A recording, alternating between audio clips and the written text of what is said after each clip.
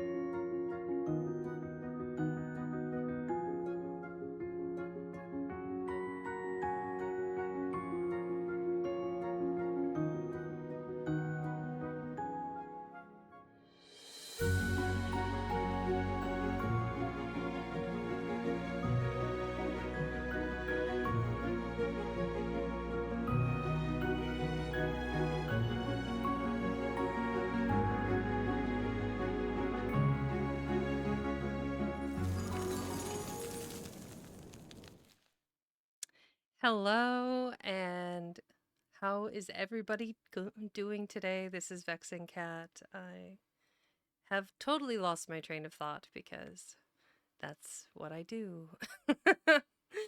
Let's see. Let's open that up real quick. Ba ba ba. Ta-da! There's my cute little tiger guy.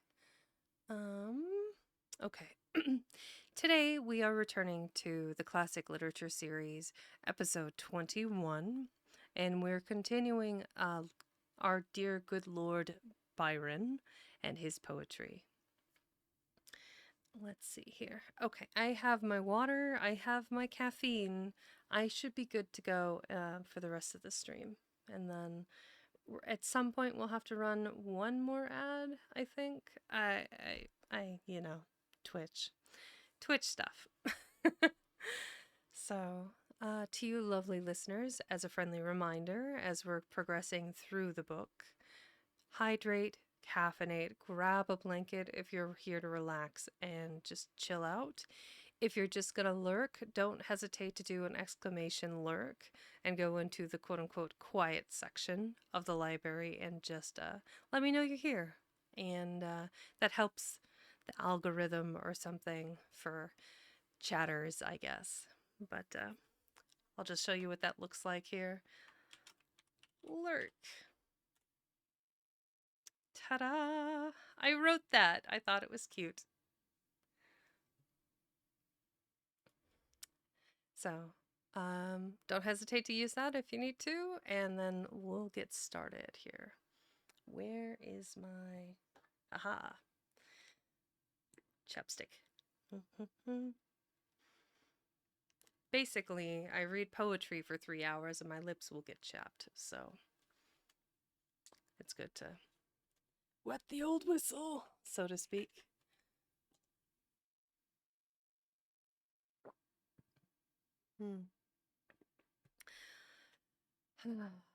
Okay, let's get started. I have not loved the world. Canto 3. That would be 113 and 114. If I miss my guess. Yes, L is 50, C is century. There we go.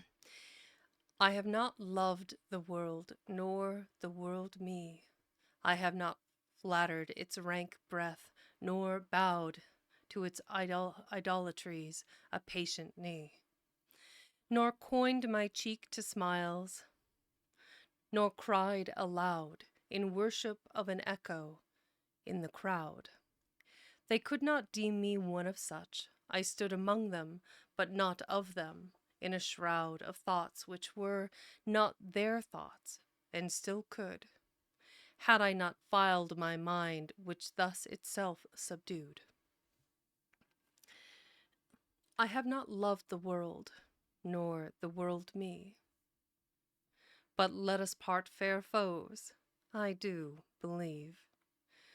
Though I have found them not, that there may be words which are things, hopes which will not deceive, and virtues which are merciful, nor weave snares for the failing. I would also deem over others' griefs that some sincerely grieve. That two, or one, are almost what they seem. That goodness is no name, and happiness no dream. That one was one of his more, I would say, despondent pieces, I think. Venice.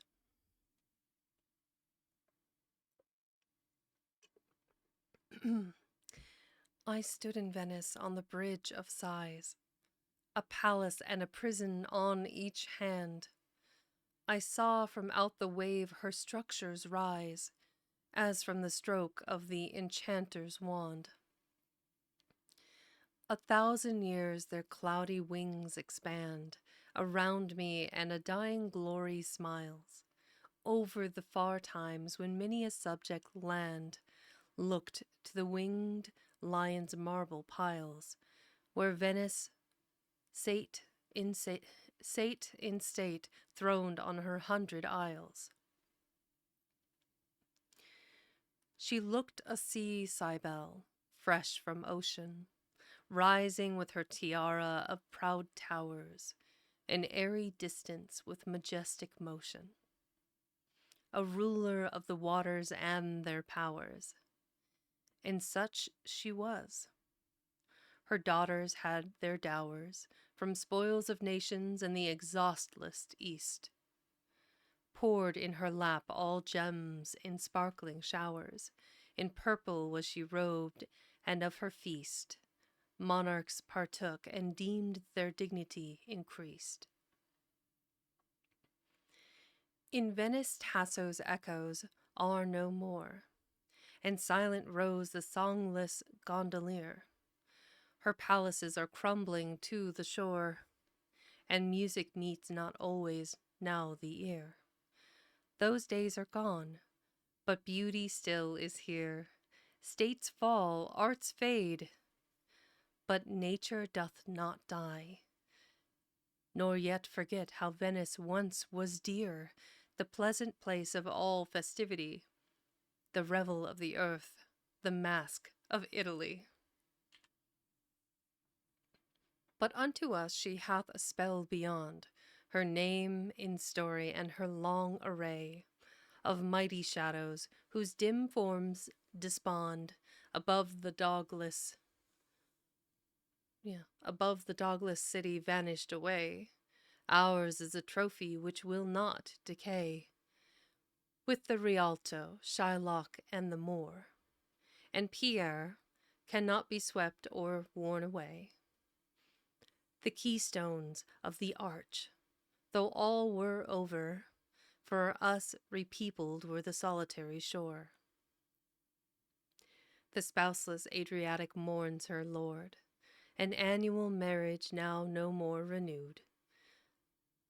The bus centaur lies rotting unrestored, neglected garment of her widowhood. Saint Mark yet sees his lion where he stood, stand but in mockery of his withered power, over the proud place where an emperor sued, and monarchs gazed and envied in the hour, when Venice was a queen with an unequalled dower. The Suebian sued, and now the Austrian reigns. An emperor tramples where an emperor knelt. Kingdoms are shrunk to provinces, and chains clank over sceptred cities. Nations melt from power's high pinnacle when they have felt the sunshine for a while, and downward go like low wine loosened from the mountain's belt. Oh, for 1 hour of blind old Dandolo, the octogenarian chief, Byzantium's conquering foe.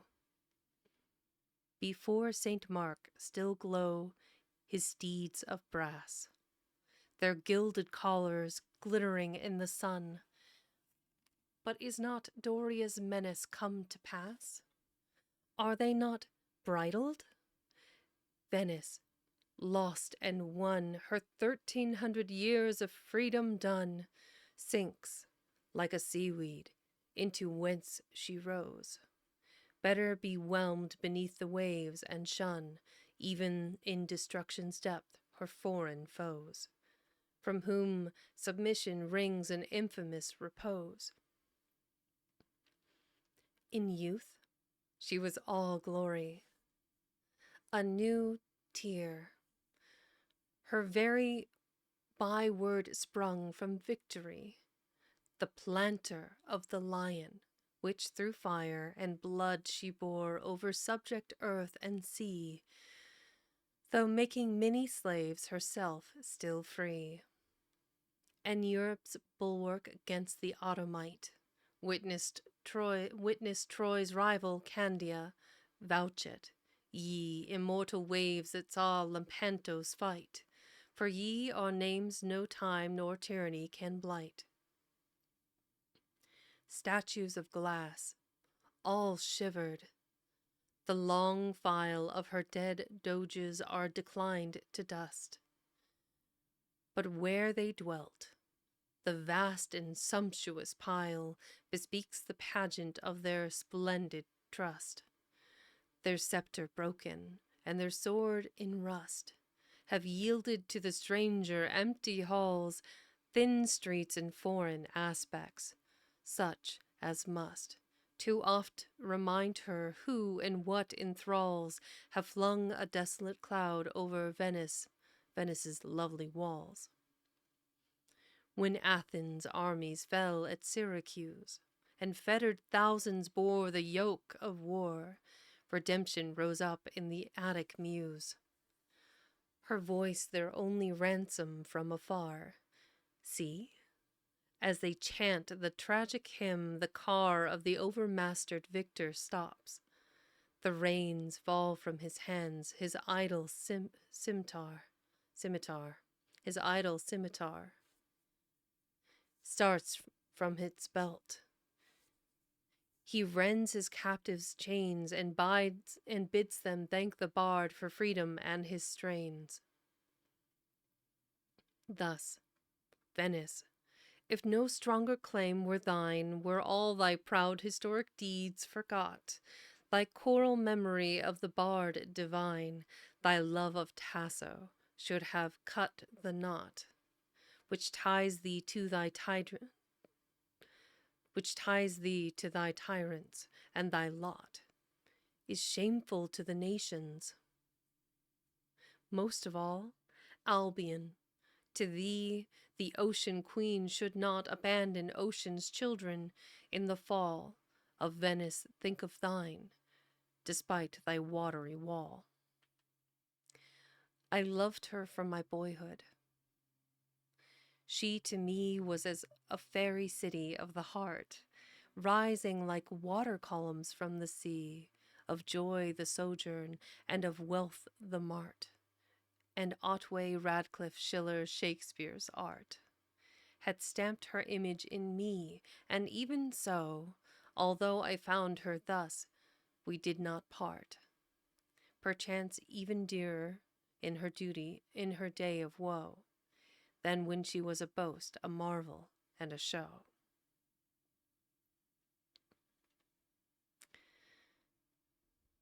I really like that one. That's a beautiful description of Venice, I feel.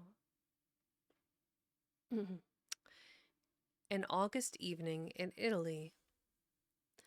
The moon is up, and yet it is not night. Sunset divides the sky with her. A sea of glory streams along the Alpine height of blue Friuli's mountains. Heaven is free from clouds, but of all colors seems to be melted to one vast iris of the west, where the day joins the past eternity, while on the other hand, meek Dian's crest floats through the azure air, an island of the blessed. A single star is at her side and reigns with her over half the lovely heaven, but still yon sunny sea heaves brightly and remains rolled over the peak of the far Ratian hill, as day and night contending were, until nature reclaimed her order. Gently flows the deep-dyed Brenta, where their hues instill the odorous purple of a new-born rose, which streams upon her stream, and glassed within it glows, filled with the face of heaven, which from afar comes down upon the waters, all its hues, from the rich sunset to the rising star, their magical variety diffuse. And now they change. A paler shadow strews its mantle over the mountain's parting day, dies like the dolphin, whom each pang imbues with a new color as it gasps away, the last still loveliest, till 'tis gone, and all is gray.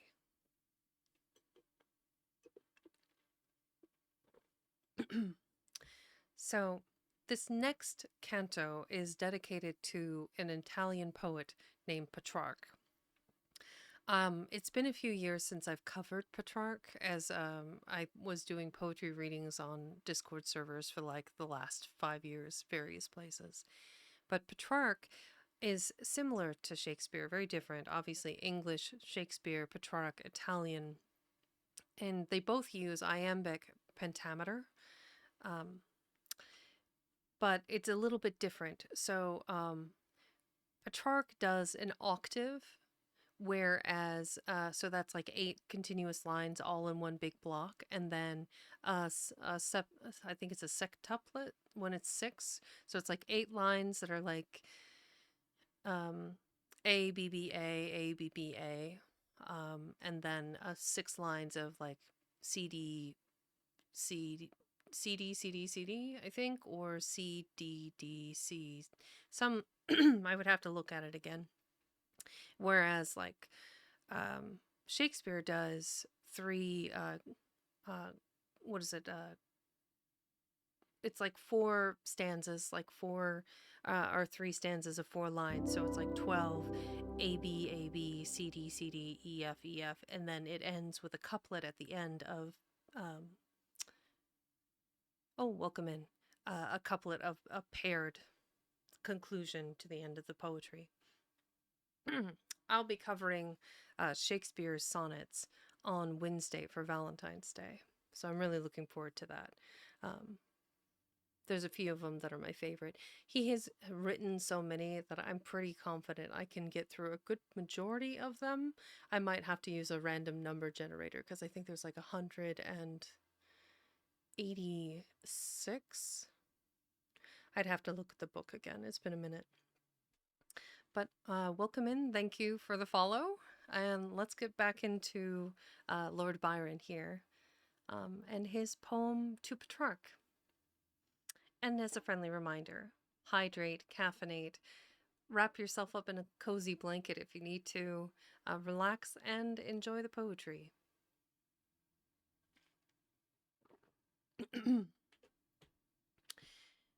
Petrarch, Canto 4, 30 through 32. There is a tomb in Arqua, reared in air, pillared in their sarcophagus, repose the bones of Laura's lover. Here repair, many familiar with his well-sung woes, the pilgrims of his genius. He arose to raise a language and his land reclaim from the dull yoke of her barbaric foes, watering the tree which bears his lady's name. With his melodious tears, he gave himself to fame.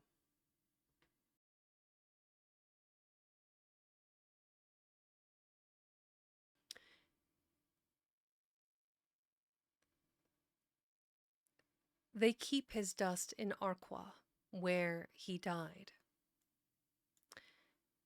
the mountain village where his latter days went down the vale of years, and 'tis their pride, an honest pride. Let it be their praise, to offer to the passing stranger's gaze his mansion and his sepulture, both plain and venerably simple, such as raise a feeling more accordant with his strain than if a pyramid formed his monumental fane. And the soft quiet hamlet where he dwelt is one of that complexion which seems made for those who their mortality have felt, and sought a refuge from their hopes decayed in the deep umbrage of a green hill's shade, which shows a distant prospect far away of busy cities, now in vain displayed, for they can lure no further, and the ray of a bright sun can make sufficient holiday. Hi, Bone Collar. That's a really cute emote. Oh, I just set up some new shoutouts, and I'm going to test it, Bone, so you get to be a test.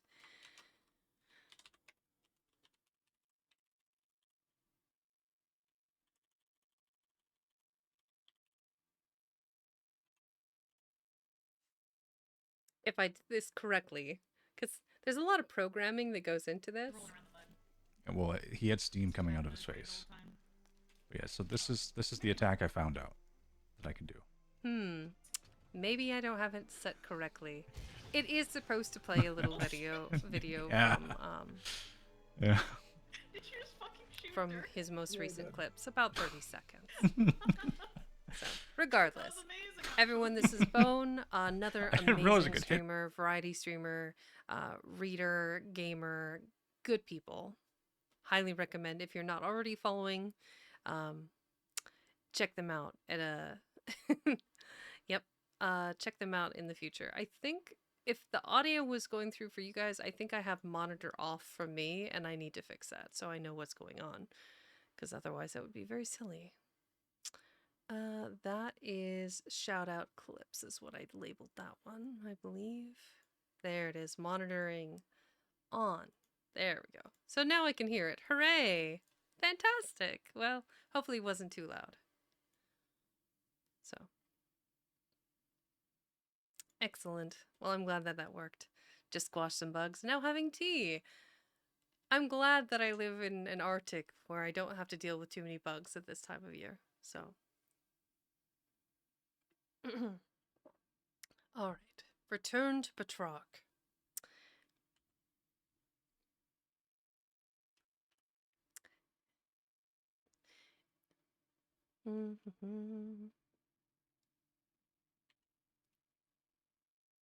Oh, I guess that was the entirety of that one.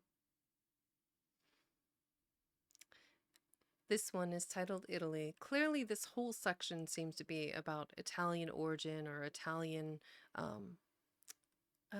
Let's see. If you are an Anglophile, you're in love of like English. I wonder what the word would be for an Italian, like culture and history.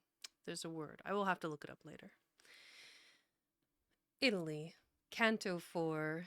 This would be 42, I believe, and 47 through 47. 42 through 47, if I miss my guess. Italia. Oh, Italia, thou who hast the fatal gift of beauty which became a funeral dower of present woes and past. On thy sweet brow is sorrow ploughed by shame, and annals graved in characters of flame. O God, thou that thou wert in thy nakedness, less lovely or more powerful, and couldst claim thy right and awe the robbers back, who press to shed thy blood and drink the tears of thy distress. Then mightest thou more appall or less desired, be homely and be peaceful undeplored for thy destructive charms.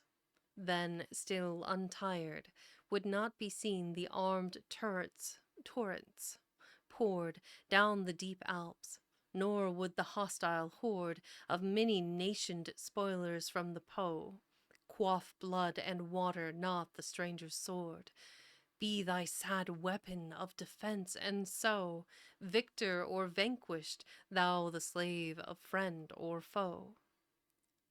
Wandering in youth, I trace the path of him, the Roman friend of Rome's least mortal mind, the friend of Thule, as my bark did skim the bright blue waters with a fanning wind, came Megara before me, and behind Aegina lay, Piraeus on the right, and Corinth on the left. I lay reclined along the prow and saw all these unite in ruin, even as he had seen the desolate sight. For time hath not rebuilt them, but upreared barbaric dwellings on their shattered site, which only make more mourned and more endeared the few last rays of their far scattered light. And the crushed relics of their vanished might? The Roman saw these tombs in his own age, these sepulchres of cities which excite sad wonder, and his yet surviving page, the moral lesson bears drawn from such pilgrimage. That page is now before me, and on mine, his country's ruin added to the mass, or perished states he mourned in their decline, and I, in desolation, all that was. Of then destruction is, and now, alas, Rome. Rome imperial bows her to the storm, in the same dust and blackness, and we pass the skeleton of her titanic form, wrecks of another world whose ashes still are warm. Yet Italy, through every other land, thy wrongs should ring and shall from side to side, mother of arts, as once of arms. Thy hand was then our guardian, and is still our guide, parent of our religion, whom the wide nations have knelt to for the keys of heaven, Europe repentant of her parricide. Europe repentant of her parricide, shall yet redeem thee, and all backward driven, roll the barbaric tide, and sue to be forgiven. I'm going to butcher this, but I'm going to try to say Clitumnus. Clitumnus? I'm not sure. Clitumnus. Canto 4, this would be 66 through 67, and 67. But thou, Clitumnus, in thy sweetest wave of the most living crystal that was ever the haunt of river nymph, to gaze and lave, her limbs were nothing hid them, thou dost rear thy grassy banks whereon the milk-white steer grazes, the purest god of gentle waters, and most serene of aspect, and most clear. Surely that stream was unprofaned by slaughters, a mirror and a bath for beauty's youngest daughters. And on thy happy shore a temple still, of small and delicate proportion, keeps, upon a mild declivity of hill, its memory of thee beneath it sweeps. Thy current's calmness, oft from out it leaps, the finny darter with the glittering scales, who dwells and revels in thy glassy deeps. While chance some scattered water lily sails down where the shallower wave still tells its bubbling tales. Amazing. This next one is called Terni. Canto 4, this one is 69? Yeah, 69 through 72. Just a real quick check here. So we're still a ways away. So the stanzas for music, they say that hope isn't the section that we're in, apparently. The more you know. The roar of waters. From the headlong height, Velino cleaves the wave-worn precipice. The fall of waters, rapid as the light. The flashing mass foams, shaking the abyss. The hell of waters where they howl and hiss, and boil in endless torture, while the sweat of their great agony wrung out from this, their phlegeton. I'm not sure. Let's find out. To the internet. Doo-doo-doo-doo. No definition found. Okay.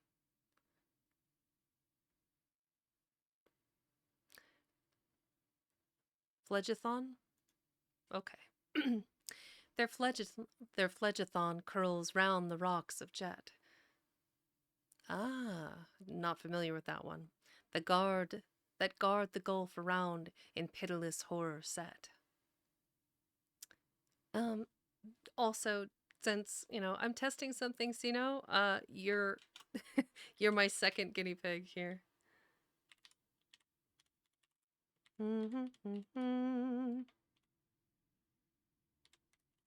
Let's see. This is a quick shout out to Sino the Crocodile, who, if you weren't here last time and are not aware, designed the artwork for my text to speech chat tiger, which we're fielding the idea of calling text. I'm not 100% on that, but maybe. I just programmed this new once it's out. Oh yay, I can hear it now. I kind of want to add more like bone stuff to it, but I'm also like really worried about it's a bony crocodile. Like adding too much. Yeah, I just programmed this new shout out. I was using Nightbot before, but now I can show off a little clip from, you know, random clip from your stream. I might make them like 15 seconds. I don't know. I was field testing 30. I don't know. It's always learning something new, testing something new. Oh, dear.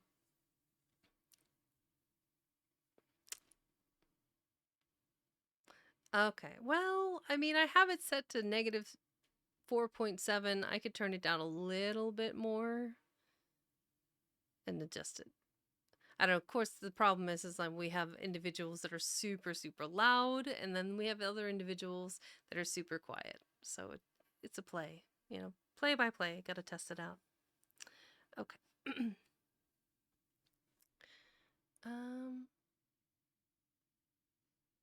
All right, back to it. And mounts in spray the skies, and thence again returns in an unceasing shower, which round with its unemptied cloud of gentle rain is an eternal April in the ground, making it all one emerald. How profound the gulf, and how the giant element from rock to rock leaps with desirous bound, crushing the cliffs, which downward worn and rent with his fierce footsteps, yield in chasms a fearful vent. To the broad column which rolls on and shows more like the fountain of an infant sea, torn from the womb of mountains by the throes of a new world than only thus to be. Parent of rivers which flow gushingly, with many windings through the vale. Look back.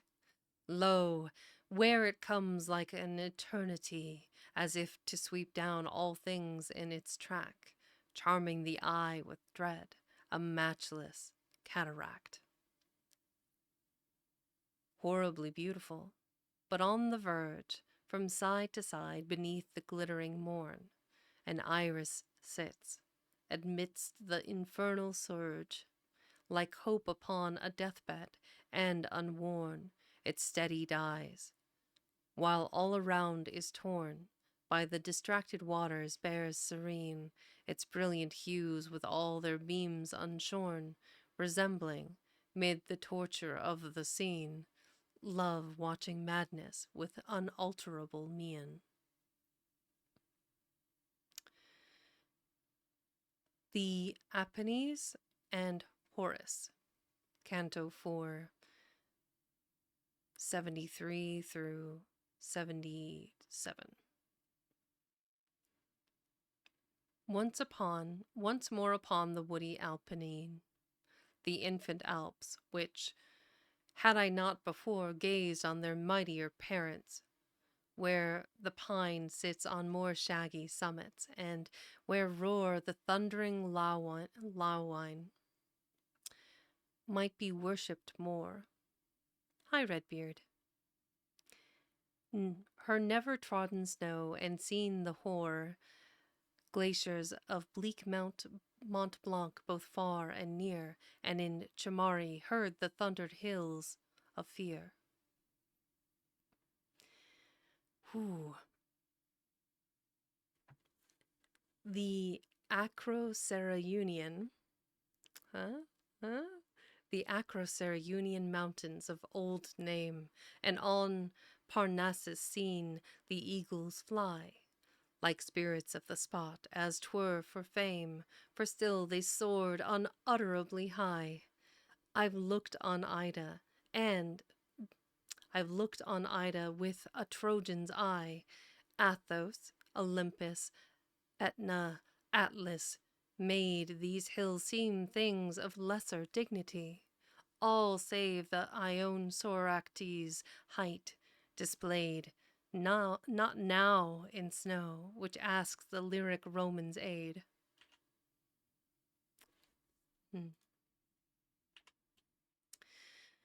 For our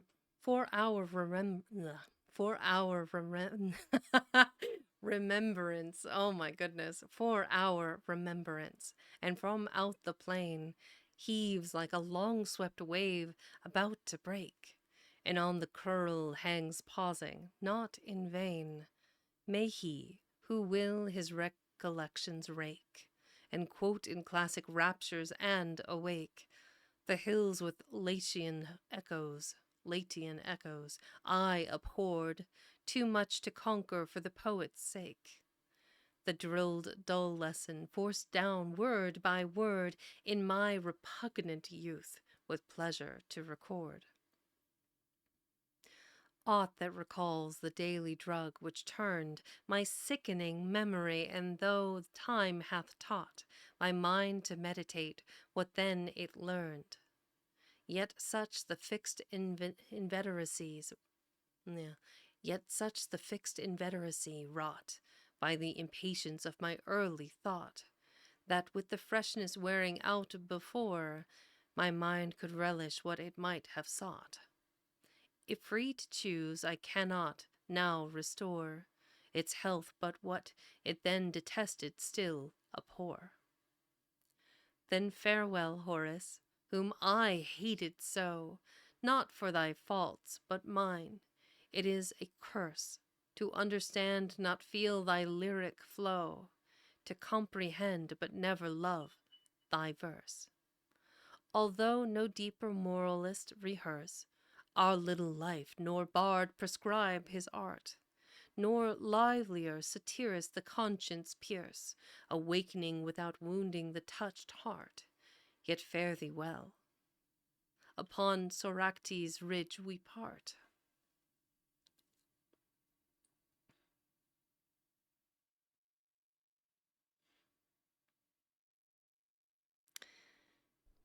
Drink water. Become moist. You got it, Redbeard.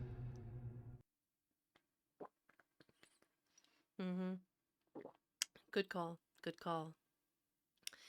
So we're still seeming to be in this arcing theme of Roman, Italian, classic prose is what he seems to be focused on right now, is Italy and her history and culture.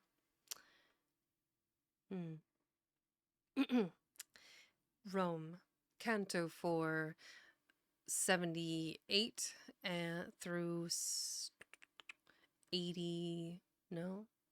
Yeah, it'd be 82. And then 107 through 110. O Rome, my country, city of the soul, the orphans of the heart must turn to thee, lone mother of dead empires, and control in their shut breasts their petty misery. What are our woes and sufferance? Come and see. The cypress hear the owl, and plod your way over steps of broken thrones and temples, ye, whose agonies are evils of a day. A world is at our feet, as fragile as our clay. The Niobe of nations, there she stands, childless and crownless in her voiceless woe, an empty urn within her withered hands, whose holy dust was scattered long ago. The Scipios tomb contains no ashes now. The very sepulchres lie tenantless of their heroic dwellers. Dost thou flow, old Tiber, through a marble wilderness? Rise with thy yellow waves and mantle her distress. The Goth, The Christian time, war, flood, and fire have dealt upon the seven-hilled city's pride. She saw her glory star by star expire, and up the steep barbarian monarchs ride. Where the car climbed the Capitol, far and wide, temple and tower went down, nor left a sight. Chaos of ruins, who shall trace the void? Over the dim fragments cast a lunar light, and say, here was, or is, where all is doubly night.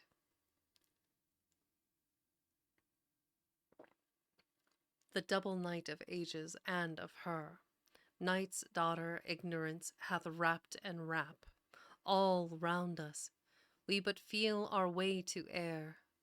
The ocean hath its chart, the stars their map, and knowledge spreads them on her ample lap. But Rome is as the desert, where we steer, stumbling over recollections. Now we clap our hands and cry, Eureka! It is clear. But when but some false mirage of ruin rises near. Alas, the lofty city, and alas, the trebly 100 triumphs, and the day when Brutus made the dagger's edge surpass the conqueror's sword in bearing fame away. Alas for Tully's voice, and Virgil's lay, and Livy's pictured page. But these shall be her resurrection, all beside decay. Alas for earth, for never shall we see that brightness in her eye she bore when Rome was free. Cypress and ivy, weed and wallflower grown, matted and massed together, hillocks heaped on what were chambers, arch crushed, columns strown, in fragments choked up vaults and frescoes steeped, in subterranean damps where the owl peeped, deeming it midnight. Temples, baths, or halls, pronounce who can, for all that learning reaped from her research hath been, that these are walls. Behold the imperial mount, 'tis thus the mighty falls. There is the moral of all human tales, 'tis but the same rehearsal of the past, first freedom and then glory. When that fails, wealth, vice, corruption, barbarism at last, and history, with all her volumes vast, hath but one page. 'Tis better written here, where gorgeous tyranny hath thus amassed all treasures, all delights that eye or ear, heart, soul could seek, tongue ask. Away with words, draw near. Admire, exult, despise, laugh, weep, for here there is such matter for all feeling. Man, thou pendulum betwixt a smile and tear, ages and realms are crowded in thee span. This mountain whose obliterated plan, the pyramid of empires pinnacled, of glory's gewgaws shining in the van, till the sun's rays with added flame were filled. Where are its golden roofs?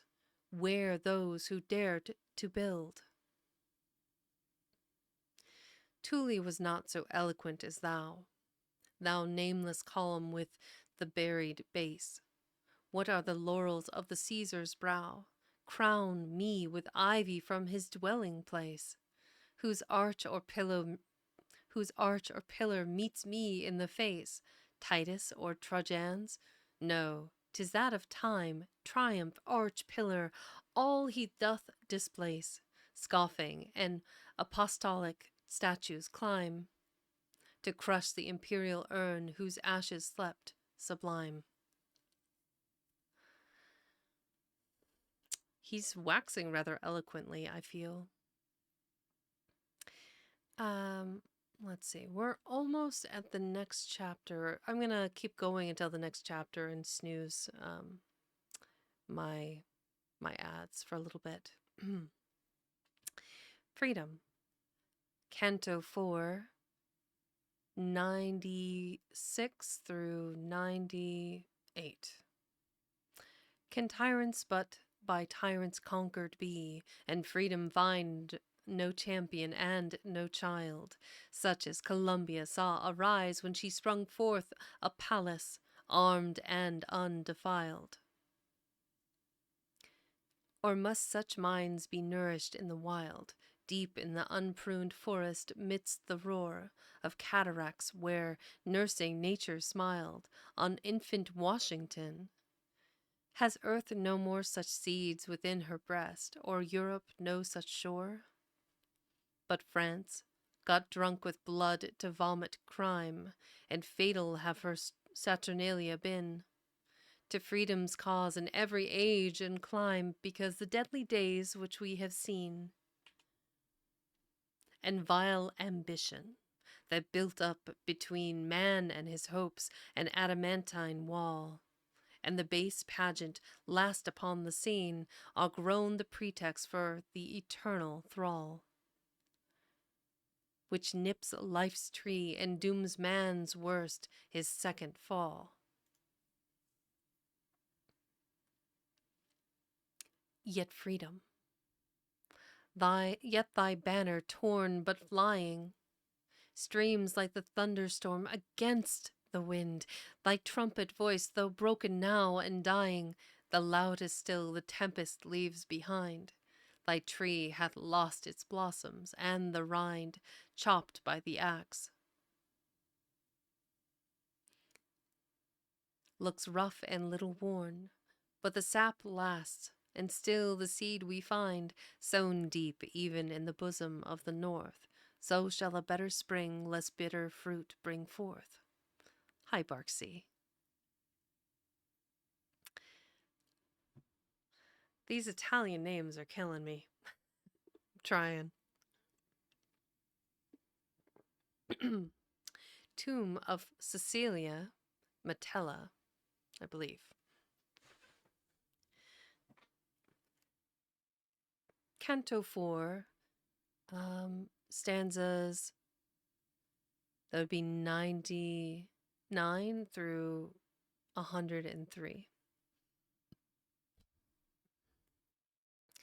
There is a stern round tower of other days, firm as a fortress with its fence of stone, such as an army's baffled strength delays, standing with half its battlements alone.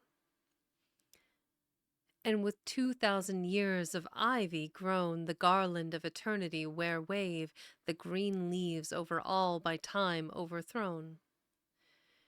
What was this tower of strength? Within its cave, what treasure lay so locked, so hid? A woman's grave. But who was she? The lady of the dead, tombed in a palace. Was she chaste and fair, worthy a king's or more, a Roman's bed? What race of chiefs and heroes did she bear? What daughter of her beauties was the heir? How lived, how loved, how died she? Was she not so honored and conspicuously there, where meaner relics must not dare to rot, placed to commemorate a more than mortal lot?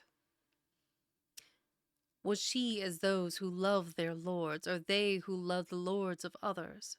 Such have been, even in the olden time, Rome's annals say.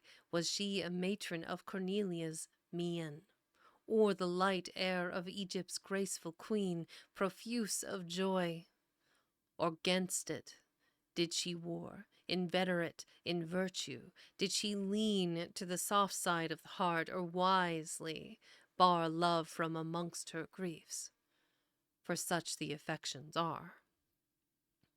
Perchance she died in youth, it may be, bowed with woes far heavier than the ponderous tomb that weighed upon her gentle dust. A cloud might gather over her beauty, and a gloom in her dark eye prophetic of the doom. Heaven gives its favorites early death, yet shed a sunset charm around her, and illume with hectic light the Hesperus of the dead, of her consuming cheek the autumnal leaf-like red. Perchance she died in age, surviving all charms, kindred, children, with the silver gray on her long tresses, which might yet recall, it may be, still a something of the day when they were braided, and her proud array and lovely form were envied, praised, and eyed by Rome. But whither would conjecture stray? Thus much alone we know. Metella died, the wealthiest Roman's wife. Behold his love or pride.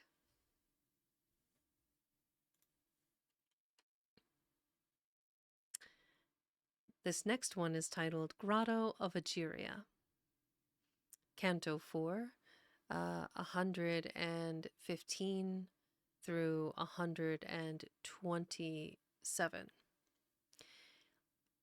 Egeria, sweet creation of some heart, which found no mortal resting place so fair as thine ideal breast, whatever thou art or wert, a young aurora of the air, the nympholepsy. Ooh, the nympholepsy. That's an amazing word. Hold on. A passion aroused in man by beautiful young wild frenzy caused by desire for an unattainable ideal. I'm gonna go with that one.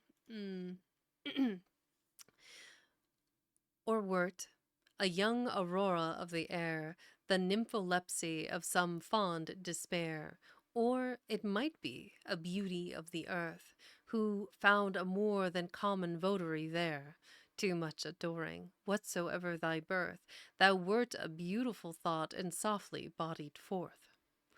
The mosses of thy fountain still are sprinkled with thine Elysian water drops.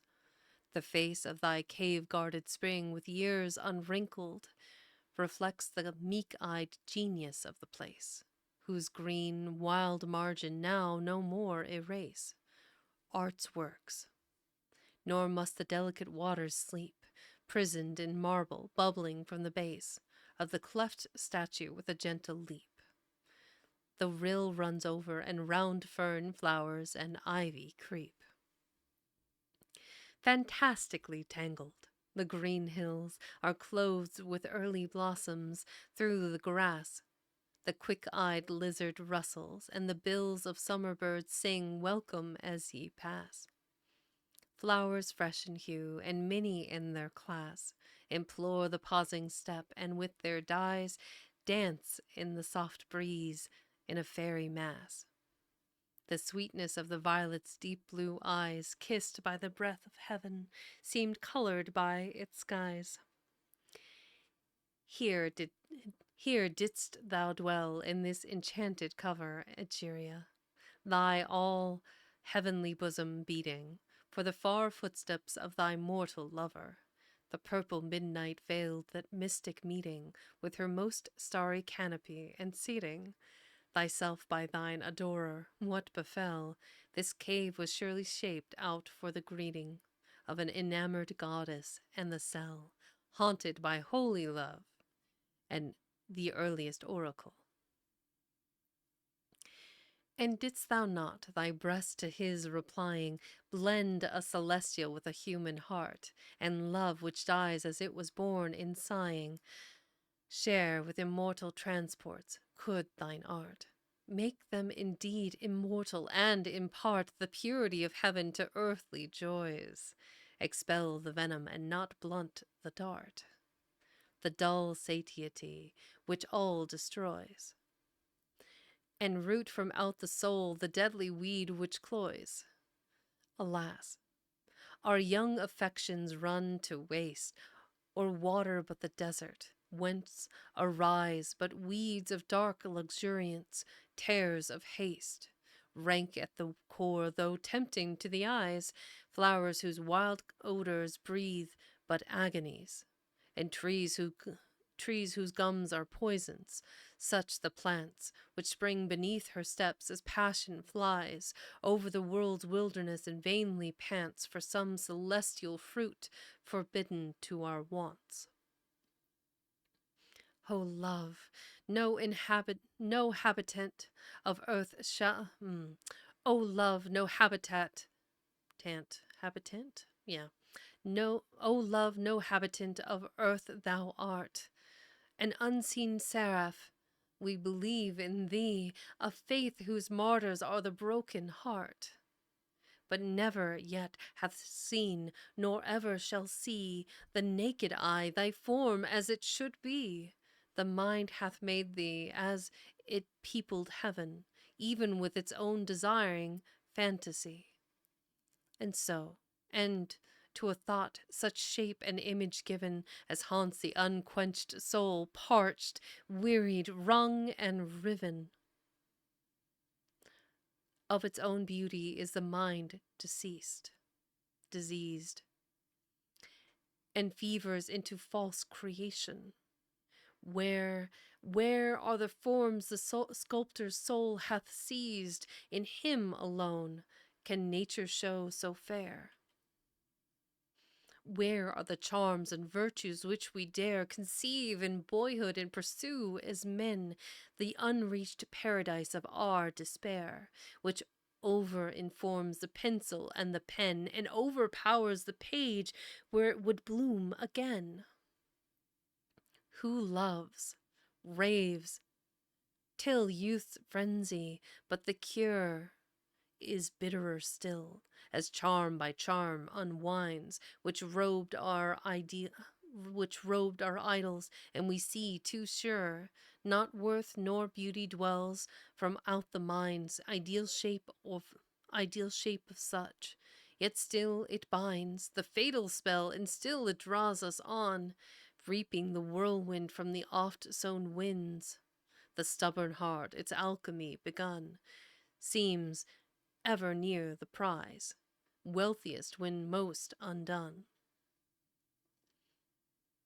We wither from our youth, we gasp away, sick, unfound the boon, unslaked the thirst, though to the last and verge of our decay some phantom lures such as we sought at first. But all too late. So are we doubly cursed. Love, fame, ambition, avarice, 'tis the same, each idle and all ill, and none the worst. For all are meteors with a different name, and death the sable smoke where vanishes the flame. Few, none, find what they love or could have loved, though accident, blind contact, and the strong necessity of loving have removed antipathies, but to recur ere long, envenomed with irrevocable wrong, the circumstance that unspiritual God and miscreator makes and helps along our coming evils with a crutch-like rod, whose touch turns hope to dust, the dust we all have trod. Our life is a false nature, 'tis not in the harmony of things. This hard decree, this uneradicable taint of sin, this boundless upas, this all-blasting tree, whose root is earth, whose leaves and branches be the skies which rain their plagues on men like dew. Disease, death, bondage, all the woes we see, and worse, the woes we see not, which throb through the immedicable soul, with heartaches ever new. Yet let us ponder boldly. 'Tis a base abandonment of reason to resign our right of thought, our last and only place of refuge. This at least shall still be mine, though from our birth the faculty divine is chained and tortured, cabined, cribbed, confined, and bred in darkness. Lest the truth should shine too brightly on the unprepared mind, the beam pours in, for time and skill will couch the blind. Oof, that one was heavy. What was that line about the pen and page? The unreached paradise of our despair, which over-informs the pencil and the pen, and overpowers the page where it would bloom again. Ooh, that was heavy. It's good, though. The Coliseum, Canto 4. This would be 139 through 145, I believe.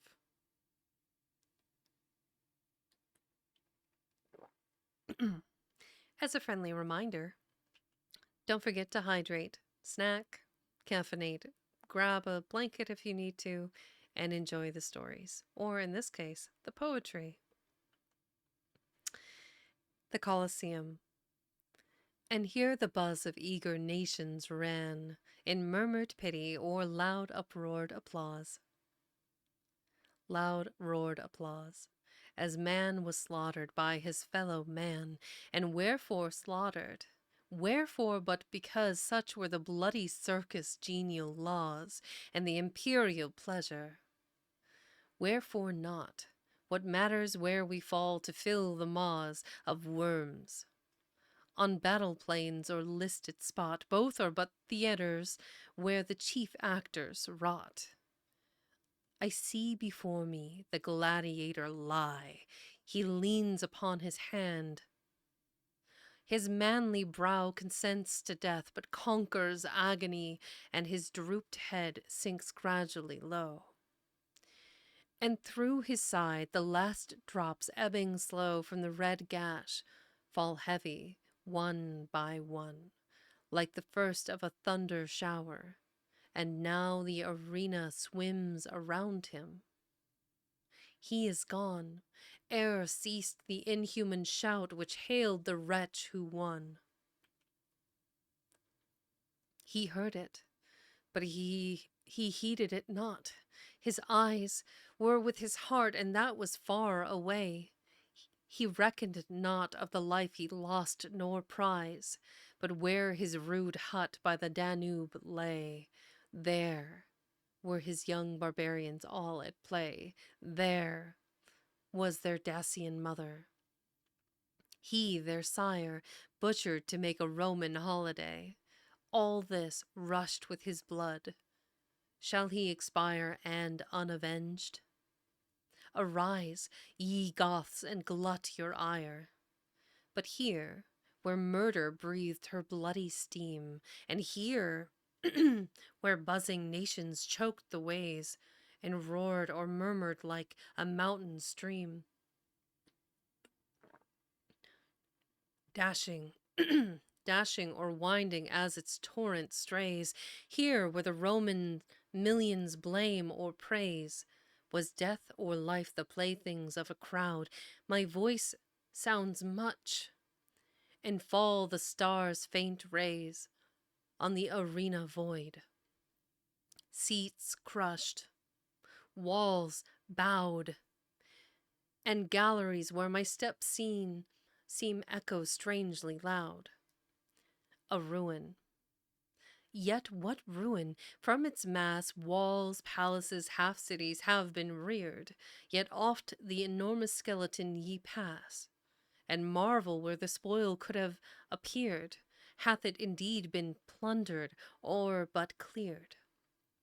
Alas, developed opens the decay when the colossal fabric's form is neared. It will not bear the brightness of the day, which dreams too much on all years man had reft away.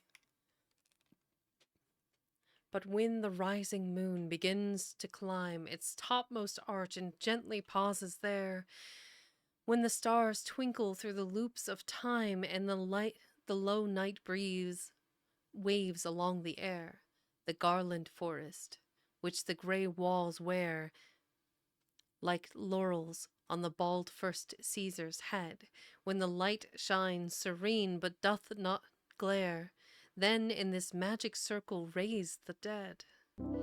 Heroes have trod this spot, 'tis on their dust ye tread. Welcome in, Nell. While stands the Coliseum, Rome shall stand. When falls the Coliseum, Rome shall fall. And when Rome falls, the world from our own hand, from our own land. Thus spake the pilgrims over the mighty wall in Saxon times, which we are wont to call ancient. And these three mortal things are still on their foundations and unaltered all.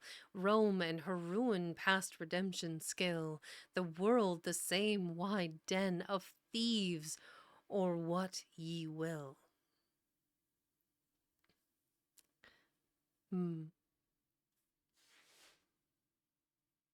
Let that one kind of marinate for a second.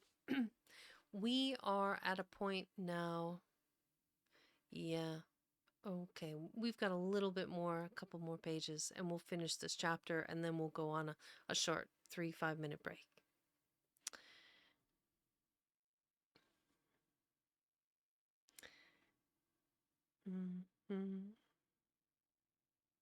Fix that real quick. Death of the Princess Charlotte, Canto 4, 167 through 182. Hark! Forth from the abyss a voice proceeds, a long, low, distant murmur of dread sound, such as arises when a nation bleeds with some deep and immedicable wound. Through storm and darkness yawns the rending ground. The gulf is thick with phantoms, but the chief seems royal still, though with her head discrowned, and pale but lovely with maternal grief. She clasps a babe to whom her breast yields no relief. Scion of chiefs and monarchs, where art thou? Fond hope of many nations, art thou dead?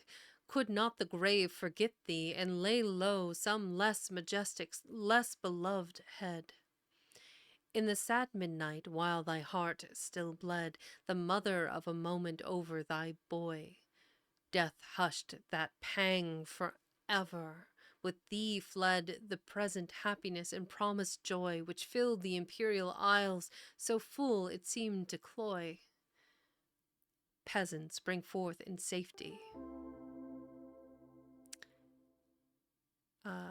Thank you, Vicar. I appreciate that. Thank you very much. Peasants, bring forth in safety. Can it be? High teeth. O thou that wert so happy, so adored, those who weep not for kings shall weep for thee. And freedom's heart, grown heavy, cease to hoard her many griefs for one, for she had poured her orisons for thee, and over thy head beheld her iris. Thou too, lonely lord and desolate consort, vainly wert thou wed, the husband of a year, the father of the dead. Of sackcloth was thy wedding garment made, thy bridal's fruit in ashes is ashes, in the dust. The fair-haired daughter of the isles is laid, the love of millions.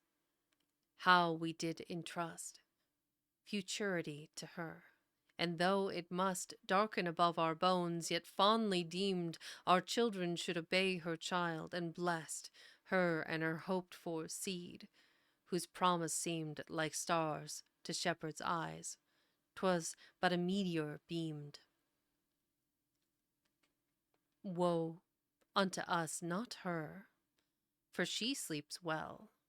The fickle reek of popular breath, the tongue of hollow counsel, the false oracle, from the birth of monarchy hath rung its knell in princely ears, till the overstrung nations have armed in madness the strange fate which tumbles mightiest sovereigns, and hath flung against their blind omnipotence a weight within the opposing scale which crushes soon or late. These might have been her destiny, but no. Our hearts deny it, and so young, so fair, good without effort, great without a foe, but now a bride and mother. And now there. How many ties did that stern moment tear? From thy sire's to his humblest subject's breast is linked the electric chain of that despair, whose shock was as an earthquake and oppressed the land which loved thee so that none could love thee best. I think this is the last one here, and then from the Giaour, yeah, from the Giaour is the next one. So this is the last poem in this section. Then we'll go on break. All right, that tracks. I love not man the less, but nature more. Canto 4, 177 through 184. Reading Roman numerals in small letters and not in capitals has thrown me completely off every time. Oh, that the desert were my dwelling place, with one fair spirit for my minister, that I might all forget the human race, and hating no one, love but only her, ye elements, in whose ennobling stir I feel myself exalted. Can ye not accord me such a being? Do I err in deeming such inhabit many a spot, though with them to converse can rarely be our lot? There is a pleasure in the pathless woods. There is a rapture on the lonely shore. There is society where none intrudes, by the deep sea and music in its roar. I love not man the less, but nature more. From these are interviews in which I steal from all I may be or hath been before, to mingle with the universe and feel what I can never express, yet cannot all conceal.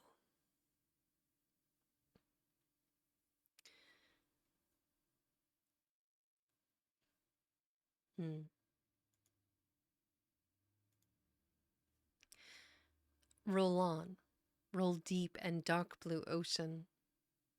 Roll, 10,000 fleets sweep over thee in vain. Man marks the earth with ruin.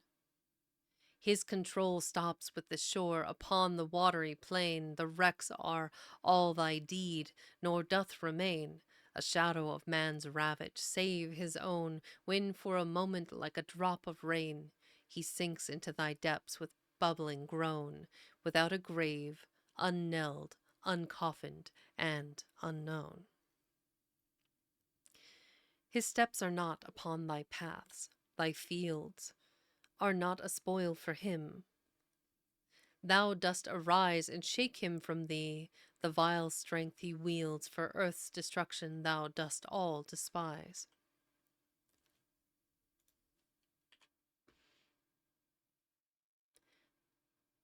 Spurning from him thy bosom to the skies, and sendst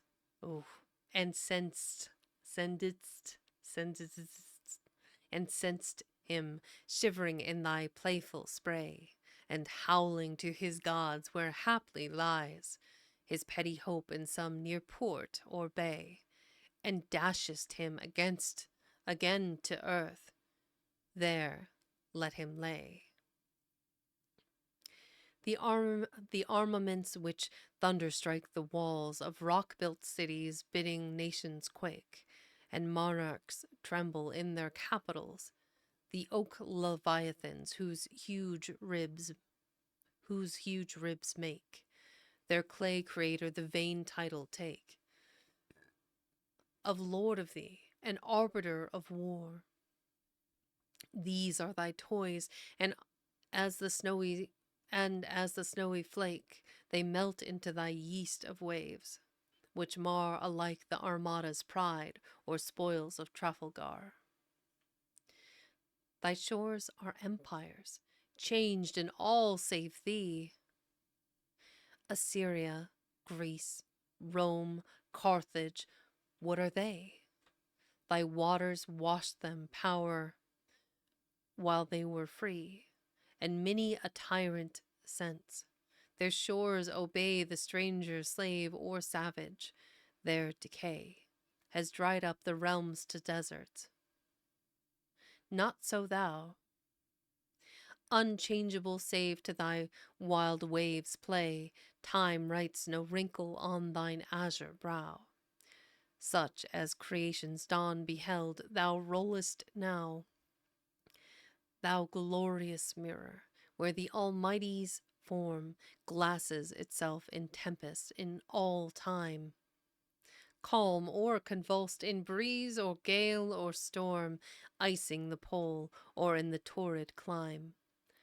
Dark heaving, boundless, endless, and sublime, the image of eternity, the throne of the invisible, even from out thy slime. The monsters of the deep are made, each zone obeys thee. Thou goest forth, dread, fathomless, alone. And I have loved thee, ocean, and my joy of youthful sports was on thy breast to be, borne like thy bubbles onward.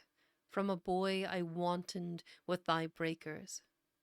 They to me were a delight, and if the freshening sea made them a terror, 'twas a pleasing fear, for I was as it were a child of thee, and trusted to thy billows far and near, and laid my hand upon thy mane, as I do here.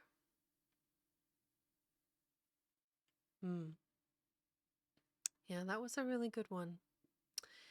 Well, I have postponed as long as I can, so I'm going to go ahead and, since we're at the start of another chapter section, I will go on a quick 3-minute break, refill my water bottle, and then when we come back, we'll start the next section. So, you guys enjoy the tunes. I will be back very shortly.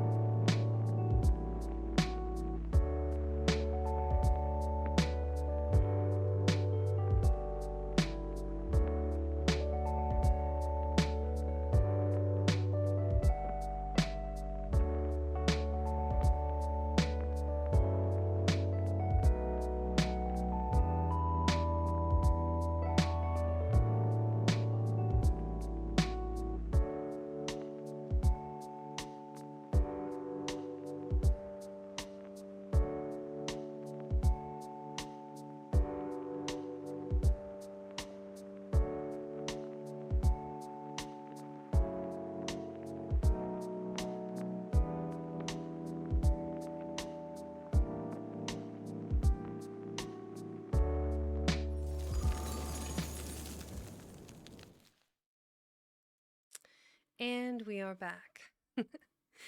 Let's see. We are starting a new section of his poetry here. This is called From the Giaour. I don't know how poorly I butchered that. We shall see. We are an hour and some minutes into this. We'll keep cooking until about another hour and a half or so, depending on where the chapter ends.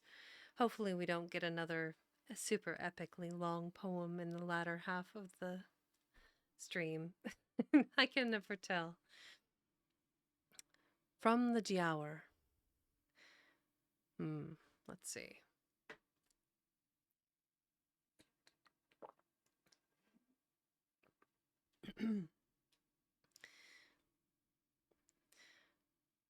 No breath of air to break the wave that rolls below the Athenian's grave, that tomb which gleamed over the cliff. First greets the homeward veering skiff. High over the land he saved in vain, when shall such hero live again? Fair clime, where every season smiles,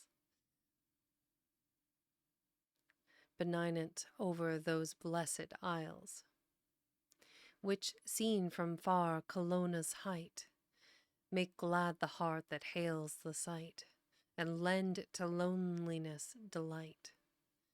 There, mildly dimpling, ocean's cheek reflects the tints of many a peak, caught by the laughing tides that lave these Edens of the eastern wave. And, if at times a transient breeze break the blue crystal of the seas, or sweep one blossom from the trees, how welcome is each gentle air that wakes and wafts the odors there. For there the rose, over crag or vale, Sultana and the nightingale. The maid, for whom his melody, his thousand songs are heard on high, blooms blushing to her lover's tale, his queen, the garden queen, his rose. Unbent by winds, unchilled by snows.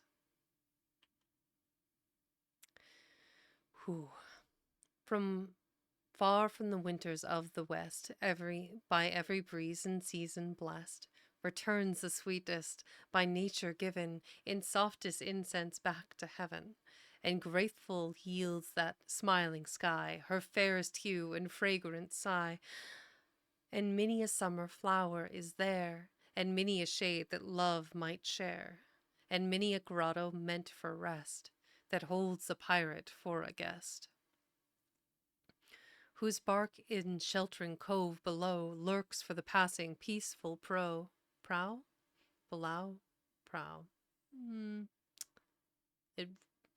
Whatever. Till the gay mariner's guitar is heard and seen the evening star, then stealing with the muffled oar, far shaded by the rocky shore, rush the night prowlers on the prey, and turn the groans his round delay. Strange, that where nature loved to trace, as if for gods a dwelling place, and every charm and grace hath mixed with the paradise she fixed, within the paradise she fixed. There man, enamored of distress, should mar it with wilderness, and trample, brute-like, over each flower that tasks not one laborious hour, nor claims the culture of his hand to bloom along the fairy land, but springs as to preclude his care and sweetly woos him.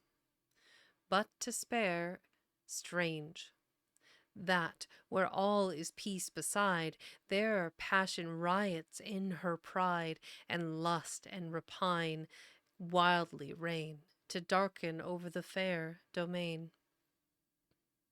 It is as though the fiends prevailed against the seraphs they assailed, and fixed on heavenly thrones should dwell the freed inheritors of hell. So soft the scene, so formed for joy, so cursed the tyrants that destroy. He who hath bent him over the dead, ere the first day of death is fled, the first dark day of nothingness, the last of danger and distress, before decay's effacing fingers have swept the lines where beauty lingers, and marked the mild angelic air, the rapture of repose that's there, the fixed yet tender traits, the streak, the languor of the placid cheek, and, but for that sad, shrouded eye, that fires not, wins not, weeps not now, and but for that chill, changeless brow, where cold obstruction's apathy appalls the gazing mourner's heart, as if to him it could impart the doom he dreads, yet dwells upon, yes, but for these and these alone. Some moments, aye, one treacherous hour, he still might doubt the tyrant's power, so fair, so calm, so softly sealed, the first, last look by death revealed. Such is the aspect of this shore. 'Tis Greece, but living Greece no more. So coldly sweet, so deadly fair, we start for soul is wanting there. Hers is the loveliness in death, that parts not quite with parting breath, but beauty with that fearful bloom, that hue which haunts it to the tomb. Expression's last receding ray, a gilded halo hovering round decay, the farewell beam of feelings passed away. Spark of that flame, perchance of heavenly birth, which gleams but warms no more its cherished earth.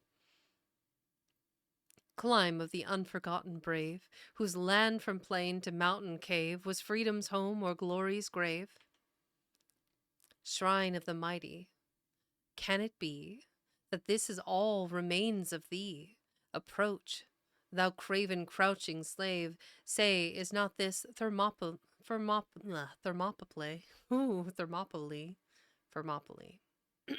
Say, is not this Thermopylae? These waters blue that round you lave on servile offspring of the free. Pronounce what sea, what shore is this? The gulf, the rock of Salamis? These scenes, their story not unknown, arise and make again your own. Snatch from the ashes of your sires the embers of their former fires, and he who is the strife expires will add to theirs a name of fear, that tyranny shall quake to hear, and leave his sons a hope, a fame. They too will rather die than shame. For freedom's battle once begun, bequeathed by bleeding sire to son, though baffled oft is ever won, bear witness, Greece, thy living page. Attest it may a deathless age, while kings in dusty darkness hid have left a nameless pyramid, thy heroes, though the general doom hath swept the column from their tomb. A mightier monument command than mountains of their native land. There points thy muse to stranger's eye the graves of those that cannot die. 'Twere long to tell, and sad to trace each step from splendor to disgrace. Even enough, no foreign foe could quell thy soul till from itself it fell. Yes, self-abasement paved the way to villain bonds and despot sway. As rising as its purple wing, the insect queen of eastern spring, over emerald meadows of Kashmir, invites the young pursuer near.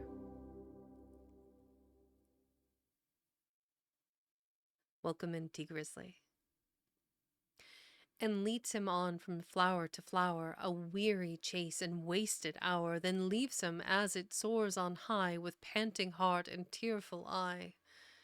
So beauty lures the full-grown child, with hue as bright and wing as wild. Drink water, become A chase of idle hopes and fears, begun in folly, closed in tears. You got it, T. Grizzly.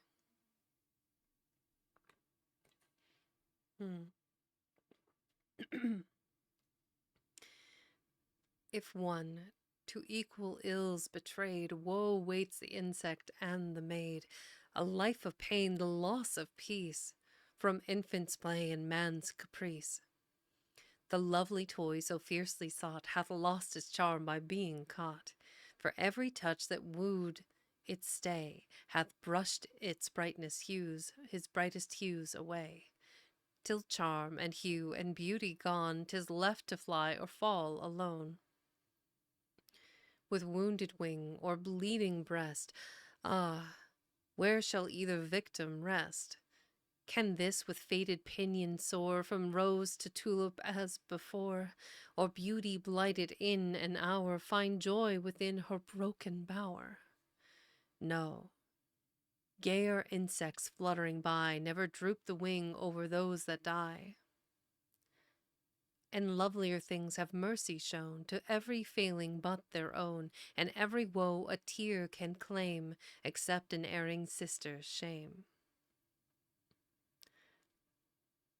You like those, do you, GD?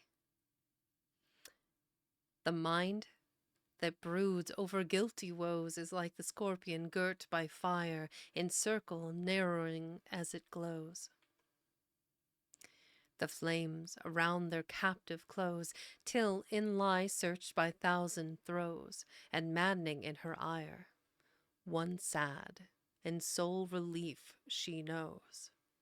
The sting she nourished from her foes, whose venom never yet was vain, gives but one pang and cures all pain, and darts into her desperate brain. So do the dark in soul expire, or live like scorpion girt by fire. So writhes the mind remorse hath riven, unfit for earth, undoomed for heaven. Darkness above, despair beneath, around it flame, within it. The rhyming scheme of that last couplet. Darkness above, despair beneath, around it flame, within is death. Ah, thank you, GD. So this next poem is Know Ye the Land. There doesn't appear to be as many separate like sections in this. They're more straightforward, I think. For those of you that are new here, welcome in. I am Vexing Cat. I primarily read classical literature, both stories and poetry, and I am currently reading through Lord George Gordon Byron, a 19th century poet, satirical primarily, but also love poetry.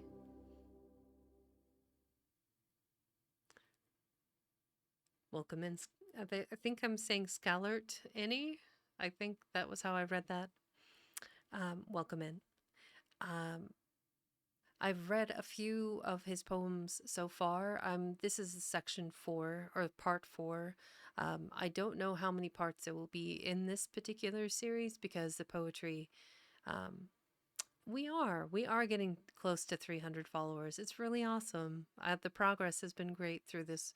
I didn't know how well received I would have reading Lord Byron, but thus far it has been quite good. I'm glad that people are enjoying it. I feel the poetry is a little bit more in the ASMR field than some of the stories, because some of the stories have been, full of bravado and characters and funny voices, and the poetry is just kind of like a rolling, smooth, like lapping of the ocean against the shore. So it's a little bit more relaxing. Let's return to the section here. I do believe... Yeah, okay. So know ye the land. From the Bride of Abydos. This one's going to have some Greek in it. I can already tell. Know ye the land where the cypress and myrtle are emblems of deeds that are done in their clime, where the rage of the vulture, the love of the turtle, now melt into sorrow, now madden to crime. Know ye the land of the cedar and vine, where the flowers ever blossom, the beams ever shine, where the light wings of zephyr, oppressed with perfume, wax faint over the gardens of Gul in her bloom. Where the citron and olive are fairest of fruit, and the voice of the nightingale never is mute. Where the tints of the earth and the hues of the sky, in color though varied in beauty may vie. And the purple of ocean is deepest in dye, where the virgins are soft as the roses thy twine, and all save the spirit of man is divine.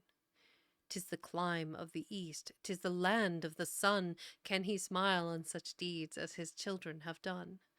Oh, wild as the accents of lovers' farewell are the hearts which they bear and the tales which they tell. That's beautiful. Very descriptive. The Hellespont, also from The Bride of Abydos. 2, and I believe it is 1 through 4. The winds are high on Hella's wave. I'm going to go with Hella, yeah. The winds are high on Hella's wave, as on that night of stormy water, when love who sent forgot to save the young, the beautiful, the brave, the lonely hope of Sestos' daughter. Welcome in, Chalupa 26. Oh, when alone along the sky her turret torch was blazing high, though rising gale and breaking foam and shrinking seabirds warned him alone.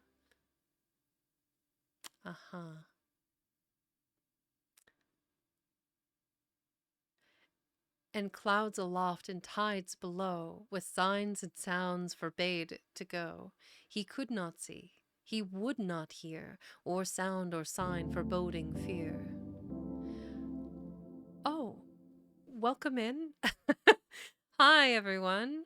Welcome in, Raiders. My goodness.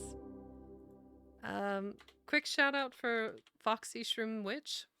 Fantastic name, by the way.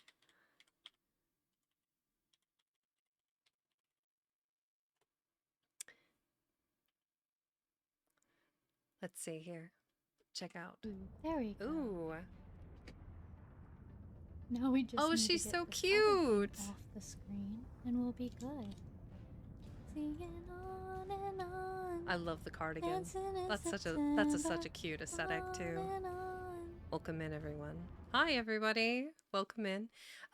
For those of you that are new here or haven't seen my content before, what I primarily do is I read classical literature. And so let me grab my little notes list because I'm still new to the whole rating thing. It's new for me.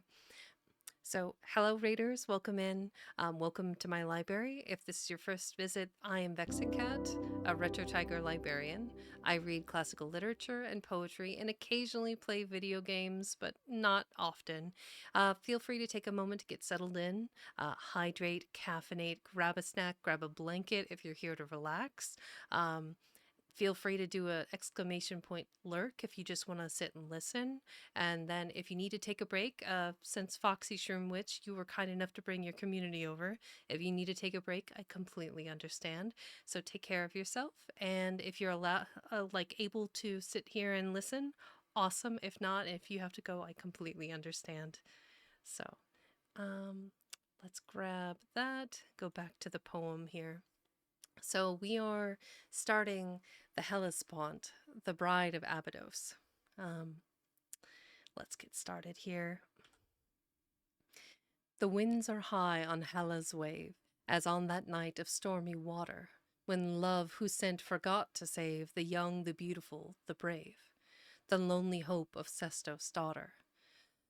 Oh, when alone along the sky her turret torch was blazing high, though rising gale and breaking foam and shrieking seabirds warned him home, and clouds aloft and tides below with signs and sounds forbade to go, He could not see, he would not hear, or sound or sign foreboding fear. His eye but saw that light of love, the only star it hailed above. His ear but rang with hero's song, ye waves divide not lovers long. That tale is old, but love anew may nerve young hearts to prove as true. The winds are high, and Helle's tide rolls darkly heaving to the main, and night's descending shadows hide that field with blood bedewed in vain, the desert of old Priam's pride, the tomb's sole relics of his reign, all, save immortal dreams that could beguile the blind old man of Sion's rocky isle. Oh, yet, for there my steps have been, these feet have pressed the sacred shore, these limbs that buoyant wave hath borne. Minstrel, with thee to muse, to mourn, to trace again these fields of yore. Believing every hillock green contains no fabled hero's ashes, that around the undoubted scene thine own broad Hellespont still dashes. Be long my lot, and cold were he who there could gaze denying thee.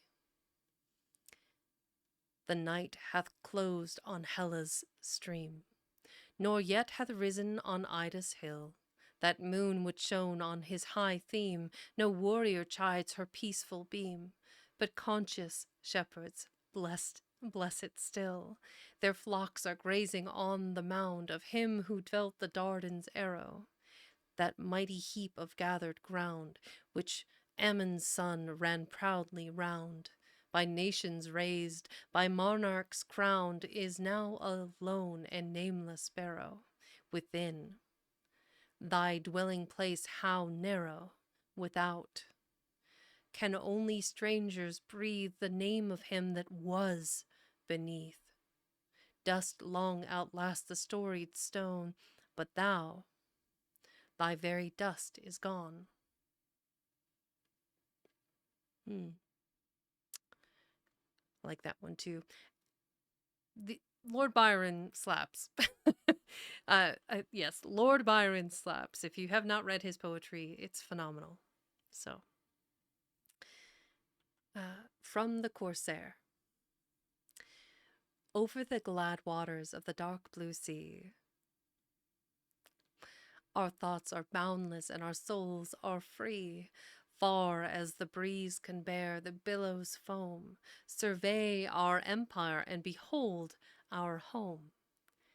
These are our realms, no limits to their sway. Our flag the scepter, all who meet obey. Ours the wild life in tumult still to range, from toil to rest and joy in every change. Oh, who can tell?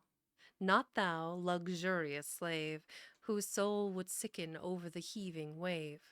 Not thou, vain lord of wantonness and ease, whose slumber soothes not, pleasure cannot please. Oh, who can tell save he whose heart hath tried, and denied, and danced in triumph over the waters wide? The exulting sense, the pulse-maddening play that thrills the wanderer of that trackless way, that for itself can woo the approaching fight and turn from some deemed danger to delight, that seeks what cravens shun with more than zeal, and where the feebler faint can only feel to the rising bosom's inmost core, its hope awakened and its spirits soar. No dread of death, if with us die our foes, save that it seems even duller than repose. Come when it will, we snatch the life of life. When lost, what reckons it? By disease or strife, Let him who crawls enamored of decay cling to his couch and sicken years away, heave his thick breath and shake his palsied head. Ours, the fresh turf and not the feverish bed. While gasp by gasp he falters forth his soul, ours with one pang, one bound, escapes control. His course may boast its urn and narrow cave, and they who loathed his life may gild his grave. Ours are the tears, though few, sincerely shed, when ocean shrouds and sepulchres are dead. For us, even banquets fond regret supply in the red cup that crowns our memory, and the brief epitaph in danger's day, when those who win at length divide the prey, and cry, remembrance, saddening over each brow, how had the brave who fell exulted now?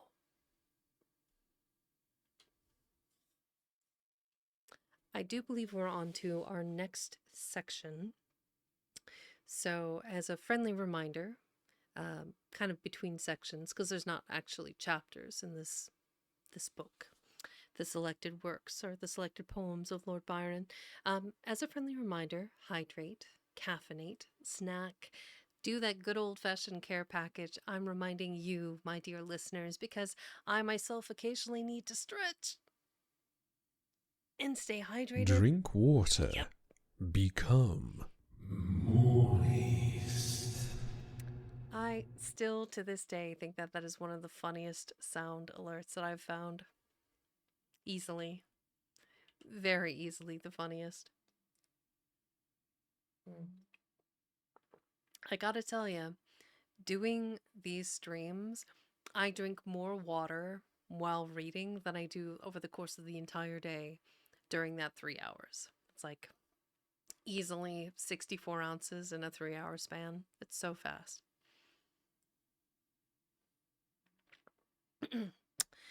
Okay, let's return to the Siege of Corinth. Just to confirm, we are, yep, we're still in from the Corsair, and we won't see the next section until another 30 pages. So maybe by the end of today's stream. We'll see. The Siege of Corinth.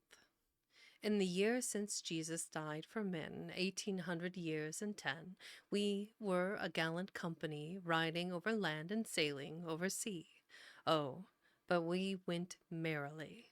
We forded the river and clomb the high hill. Ooh, that's a new word. Clomb, verb, archaic past and past participle of climb. It is archaic. I don't think I've ever heard of someone having clomb a mountain. Interesting. Every day we learn. We forded the river and clomb the high hill. Never our steeds for a day stood still. Whether we lay in the cave or the shed, our sleep fell soft on the hardest bed. Whether we couched in our rough capote, on the rougher plank of a gliding boat, or stretched on the beach, or our saddles spread as a pillow beneath the resting head, fresh we woke upon the morrow. All our thoughts and words had scope. We had health and we had hope, toil and travel, but no sorrow. We were all tongues and creeds. Some were those who counted beads, some of mosque and some of church, and some, or I missay, of neither. Yet through the wide world might ye search, nor find a motlier crew nor blither. But some are dead, and some are gone, and some are scattered and alone, and some are rebels on the hills that look along Epirus valleys, where freedom still at moments rallies, and pays in blood oppression's ills. And some are in far country, and some all restlessly at home. But nevermore, oh, never, we shall meet to revel and to roam. But those hardy days flew cheerily. And when they now fall drearily, my thoughts like swallows skim to main, and bear my spirit back again. Over the earth and through the air, a wild bird and a wanderer. 'Tis this that ever wakes my strain, and oft, too oft, implores again. The soft, the and oft, too oft, implores again the few who may endure my lay to follow me so far away. Stranger, wilt thou follow now and sit with me on Corinth's brow?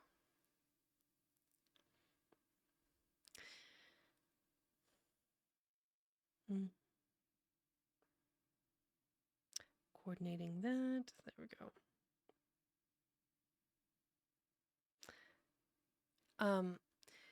Let's see. Many a vanished year and age, and tempest breath and battle's rage have swept over Corinth, yet she stands, a fortress formed to freedom's hands. The whirlwind's wrath, the earthquake's shock, have left untouched her hoary rock. The keystone of a land which still, though fallen, looks proudly on that hill. The landmark to the double tide, the purpling rolls on either side, as if their waters chafed to meet, yet pause and crouch beneath her feet. But could the blood before her shed, since first Timoleon's brother bled, or baffled Persia's despot fled, arise from out the earth which drank the stream of slaughter as it sank? The sanguine ocean would overflow her isthmus idly spread below. A narrow strip of land which sea on either side. Oh, so it's like a peninsula. A narrow organ passage or piece of tissue connecting two larger parts. Her isthmus idly spread below, or could the bones of all the slain who perished there be piled again? That rival pyramid would rise. Welcome in. More mountain-like, though, through those clear skies, than yon tower-capped Acropolis, which seems the very clouds to kiss. On dun Cytherean's ridge appears the gleam of twice 10,000 spears, and downward to the Isthmian plain, and downward to the and downward to the Isthmian plain, from shore to shore of either main, the tent is pitched, the crescent shines along the Muslims. That looks weird. Along the Moslems beat lingering lines, and the dusk Spahi's bands advance. Beneath each bearded Pacha's glance, and far and wide as eye can reach, the turbaned cohorts throng the beach, and there the Arab's camel kneels, and there his steed the Tartar wheels. The Turkoman hath left his herd, and sabre round his loins to gird, and there the volleying thunderers pour, till waves grow smoother to the roar. The trench is dug, and the cannon's breath wings the far hissing globe of death. Fast whirl the fragments from the wall, which crumbles with the ponderous ball, and from that wall the foe replies, over dusty plain and smoky skies, with fires that answer fast and well the summons of the infidel.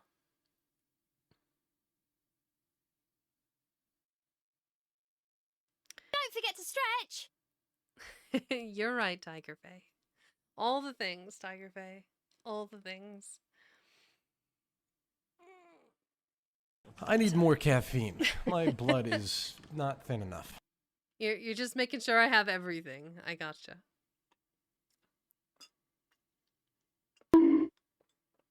Yes, of course, of course. Yep, hydrated. I'm extra hydrated. I'm doubly hydrated. Drink water. Become moist. Hello, friend Tiger Faye. How are you today? I hope you are well. We are reading the Siege of Corinth at present, in the 4th stanza, I believe.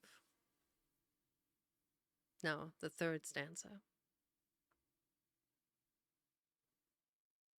Yes. Oh, don't forget to try out my exclamation lurk. I wrote the little blurb. I thought it was quite cute. But near and nearest to the wall of those who wish and work its fall with deeper skill in war's black art than Othman's sons and high of heart. As any chief that ever stood triumphant in the fields of blood, from post to post and deed to deed, from fast spurring on his on his reeking steed, where sallying ranks the trench assail and make the foremost Moslem quail, or where the battery guarded well remains as yet impregnable, alighting cheerily to inspire the soldier slackening to his fire. The first and freshest of the host which Stamboul's Sultan there can boast, to guide the follower over the field, to point the tube and lance to wield, or whirl around the bickering blade, was Alp the Adrian renegade. From Venice, once a race of worth, his gentle sires he drew his birth. But late in exile from her shore, against his countrymen he bore the arms they taught to bear, and now the turban girt his shaven brow.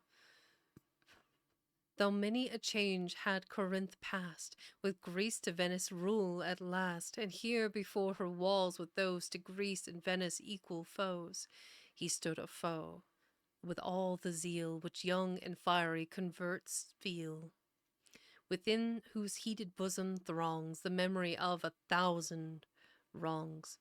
To him had Venice ceased to be, her ancient civic boast, the free.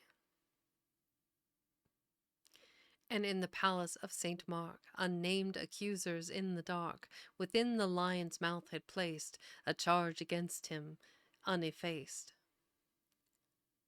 He fled in time and saved his life, to waste his future years in strife, that taught his land how great her loss, in him who triumphed over the cross, 'gainst which he reared the crescent high, and battled to avenge or die. Kumorgi, he whose closing scene adorned the triumph of Eugene, when on Carlowitz's bloody plain, the last and mightiest of the slain, he sank, regretting not to die. He cursed the Christians' victory. Kumorgi, can his glory cease, that latest conqueror of Greece, till Christian hands to Greece restore the freedom Venice gave of yore? 100 years have rolled away since he refixed the Moslem sway, and now he led the Mussulman and gave the guidance of the van to Alp, who well repaid the trust by cities leveled with the dust, and proved by many a deed of death how firm his heart in novel faith. The walls grew weak and fast and hot, against them poured the ceaseless shot, with unabating fury sent from battery to battlement, and thunder like the pealing din rose from each heated culverin, and here and there some crackling dome was fired before the exploding bomb, and as the fabric sank beneath, the shattering shells volcanic breath.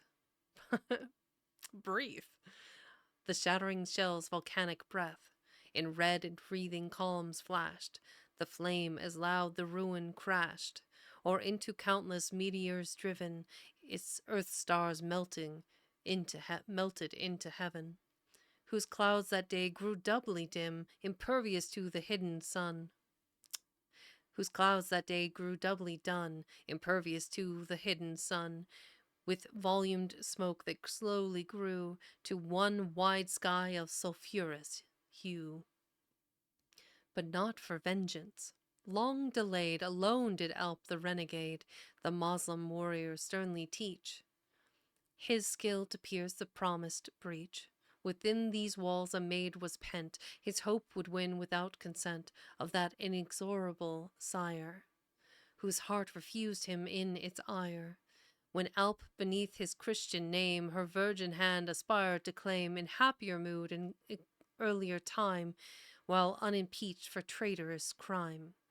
Gayest in gondola or hall he glittered through the carnival, and tuned the softest serenade that ever on Adria's waters played. At midnight to Italian maid. Ah, thanks, Snack. And many deemed her heart was won. For sought by numbers given to none, had young Francesca's hand remained still by the church's bonds unchained, and when the Adriatic bore Lanciato to the Paynim's shore, her wonted smiles were seen to fail, and pensive waxed the maid and pale, more constant at confessional, more rare at masque and festival, or seen as such with downcast eyes which conquered hearts that they ceased to prize. With listless look she seemed to gaze, with humbler care for her form arrays, her voice less lively in the song, her step, though light, less fleet among the pairs on whom the morning's glance breaks, yet unsated with the dance. Sent by the state to guard the land which rested from the Moslem's hand, while Sobieski tamed his pride by Buda's wall and Danube's side, the chiefs of Venice wrung away from Patra to Euboean's bay. Minotti held in Corinth's towers the Doge's delegated powers, while yet the pitying eye of peace smiled over her long-forgotten Greece. And ere that faithless truce was broke, which freed her from the unchristian yoke, with him his gentle daughter came, nor there since Menelaus' dame forsook her lord and land to prove what woes await unlawless love. Had fairer from adorn the shore than she the matchless stranger bore.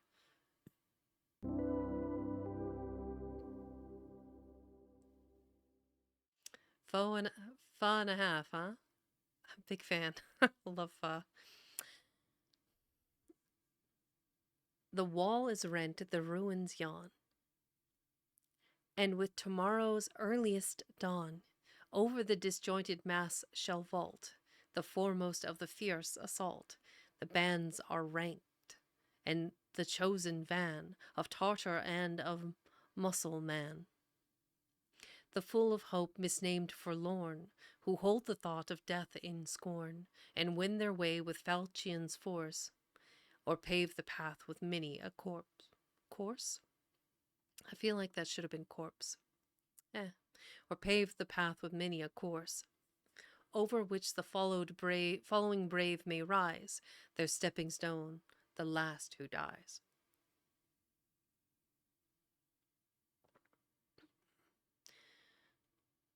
"'Tis midnight. On the mountains brown, the cold round moon shines deeply down. Blue roll the waters, blue the sky, spread like an ocean hung on high. Bespangled with those isles of light, so wildly, spiritually bright. Whoever gazed upon them shining and turned to earth without repining, nor wished for wings to flee away and mix with their eternal ray. The waves on either shore lay there, calm, clear, and azure as the air, and scarce their foam the pebbles shook, but murmured meekly as the brook. The winds were pillowed on the waves, the banners drooped along their staves. And, as they fell around them furling, above them shone the crescent curling, and that deep silence was unbroke, save where the watch his signal spoke, save where the steed neighed oft and shrill, and echo answered from the hill, and the wide hum of that wild host rustled like leaves from coast to coast, as rose the muzzin's voice in air. In midnight call to wanton prayer, it rose that chanted mournful strain like some lone spirits over the plain. 'Twas musical, but sadly sweet, such as when winds and harp strings meet, and take a long unmeasured tone to mortal minstrelsy unknown. It seemed to those within the wall a cry prophetic of their fall. It struck even the besieger's ear with something ominous and drear. An undefined and sudden thrill which makes the heart a moment still, then beat with quicker pulse ashamed of that strange sense its silence framed. Such as a sudden passing bell wakes though but for the stranger's knell. The tent of Alp was on the shore, the sound was hushed, the prayer was over, the watch was set, the night round made, and mandates issued and obeyed. 'Tis but another anxious night. His pains the morrow may requite, with all revenge and love can pay in guerdon for their long delay. Few hours remain, and he hath need of rest nerve of many a deed of slaughter. But within his soul the thoughts like troubled waters roll. He stood alone among the host, not his the loud fanatic boast, to plant the crescent over the cross, or risk a life with little loss. Secure in paradise to be, by Aure's loved immortality. No, by Aure's loved immortally, nor his, what burning patriots feel, the stern exaltedness of zeal. Profuse of blood, untired in toil, when battling on the parent soil, he stood alone. A renegade, against the country he betrayed, he stood alone amidst his band, without a trusted heart or hand. They followed him, for he was brave, and great the spoil he got and gave. They crouched to him, for he had skill to warp and wield the vulgar will. But still, his Christian origin with them was little less than sin. They envied even the faithless fame he earned beneath a Moslem name, since he, their mightiest chief, had been in youth a bitter Nazarene. They did not know how pride can stoop when baffled feelings withering droop. They did not know how hate can burn in hearts once changed from soft to stern, nor all the false and fatal zeal the convert of revenge can feel. He ruled them. Man may rule the worst by ever daring to be first. So lions over the jackal sway. The jackal points, he fells the prey. Then on the vulgar yelling press to gorge the relics of success. It's like reading Dr. Seuss, but with better prose.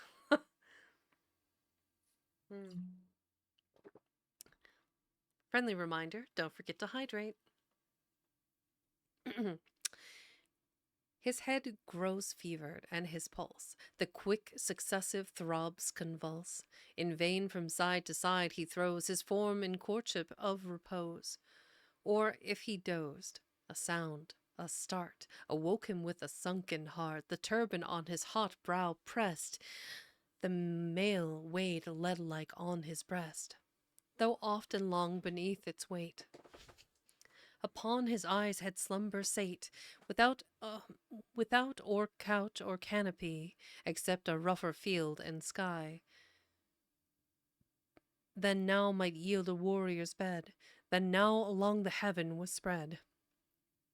He could not rest, he could not stay with his tent to wait for day, but walked him forth along the sand, where thousand sleepers strewed the strand. What pillowed them?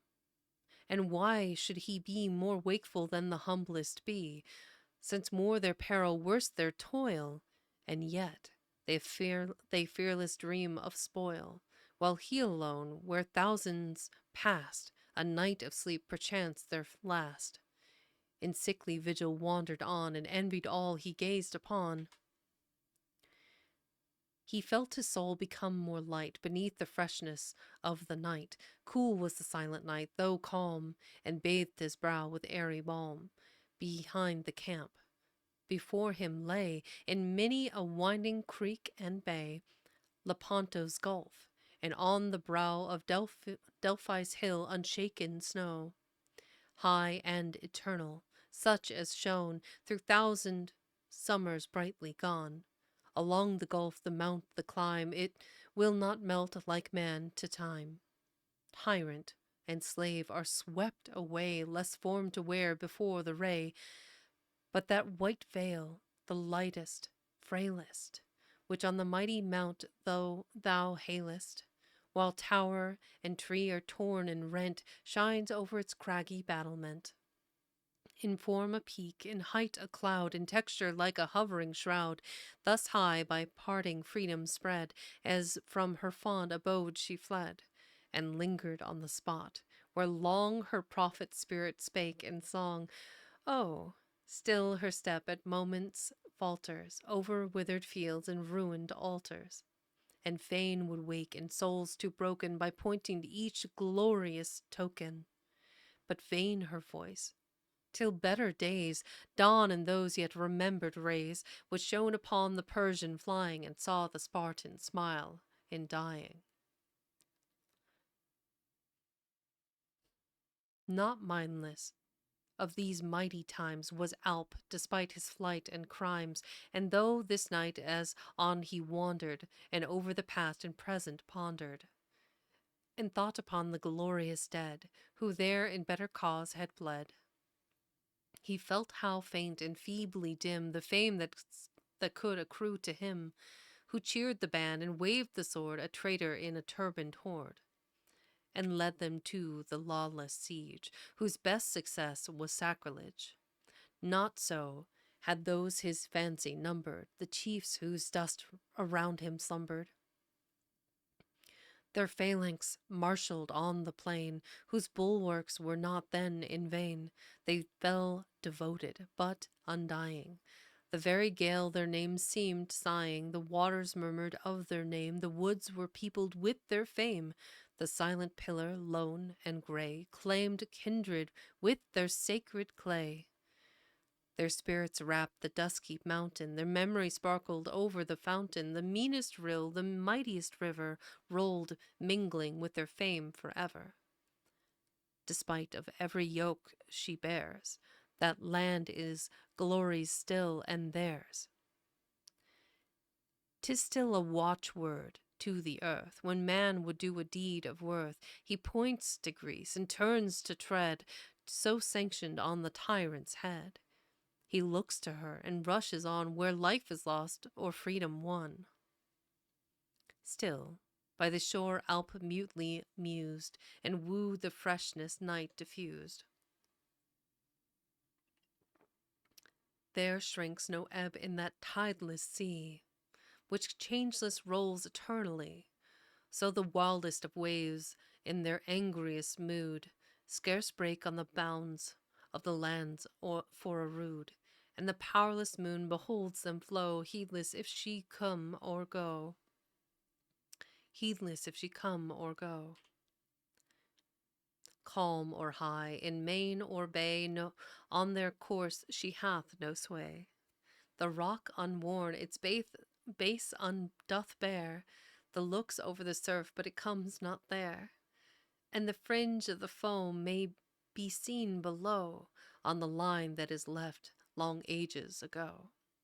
A smooth, shorn space of yellow sand between it and the greener land. He wandered on along the beach, till within the range of carbine's reach of the leaguered wall, but they saw him not, or how could he escape from the hostile shot? Did traitors lurk in the Christians' hold? Were their hands grown stiff, or their hearts waxed cold? I know not, in sooth, but from yonder wall.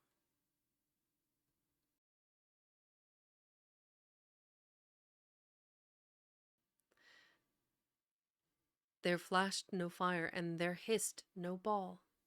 Though he stood beneath the bastion's frown that flanked the seaward gate of the town, though he heard the sound and could almost tell the sullen words of the sentinel, as his as his measured step on the stone below clanked as he paced it to and fro, and he saw the lean dogs beneath the wall hold over the dead their carnival. Gorging and growing over carcass and limb, they were too busy to bark at him. From a Tartar skull they had stripped the flesh, as ye peel the fig when its fruit is fresh. And their white tusks crunched over the whiter skull as it slipped through their jaws when their edge grew dull. As they lazily mumbled the bones of the dead, when they scarce could rise from the spot where they fed. So well had they broken a lingering fast with those who had fallen for the night's repast. And Alp knew, by the turbans that rolled on the sand, the foremost of these were the best of his band. Crimson and green were the shawls of their wear, and each scalp had a single long tuft of hair. All the rest were shaven and bare, the scalps were in the wild dog's maw. Their hair was tangled round his jaw, but close by the shore on the edge of the gulf, there sat a vulture flapping a wolf, who had stolen from the hills, but kept away, scared by the dogs from the human prey. But he seized on his share of steed that lay, picked by the birds on the sands of the bay. Alp turned from the sickening sight, never had shaken his nerves in fight. But he better could brook to behold the dying deep in the tide of their warm blood lying, scorched with the death thirst and writhing in vain, than the perishing dead who are all past all pain. There is something of pride in the perilous hour, whatever be the shape in which death may lower. For fame is there to say who bleeds, and honor's eyes on daring deeds. But when all is past, it is humbling to tread over the weltering field of the tombless dead, and see worms of the earth, and fowls of the air, beasts of the forest all gathering there, all regarding man as their prey, all rejoicing in his decay. There is a temple in ruin stands, fashioned by long forgotten hands, 2 or 3 columns and many a stone, marble and granite with grass overgrown. Out upon time, it will leave no more of the things to come than the things before. Out upon time, who forever will leave but enough of the past for the future to grieve. Oh, she's cooking. Do, do, do, do, do, do, do. Maybe do one of these numbers. Ta-da! There we go. Over that which hath been, and over that which must be, what we have seen our sons shall see. Remnants of things that have passed away, fragments of stone reared by creatures of clay. He sate him down at a pillar's base, and passed his hands athwart his face, like one in a dreary musing mood. Declining was his attitude. His head was drooping on his breast, fevered, throbbing, and oppressed. And over his brow, so downward bent, oft his beating fingers went. Hurriedly, as you may see, your own run over the ivory key, ere the measured tone is taken by the chords you would awaken. There he sate, all heavily, as he heard the night wind sigh. Was it the wind through some hollow stone sent the soft and tender moan? He lifted his head, and he looked on the sea, but it was unrippled as glass may be. He looked on the long grass, it waved not a blade. How was the gentle sound conveyed? He looked to the banners, each flag lay still, so did the leaves on Cithaeron's hill. And he felt not a breath come over his cheek. What did the sudden sound bespeak? He turned to the left. Is he sure of sight? There sate a lady, youthful and bright.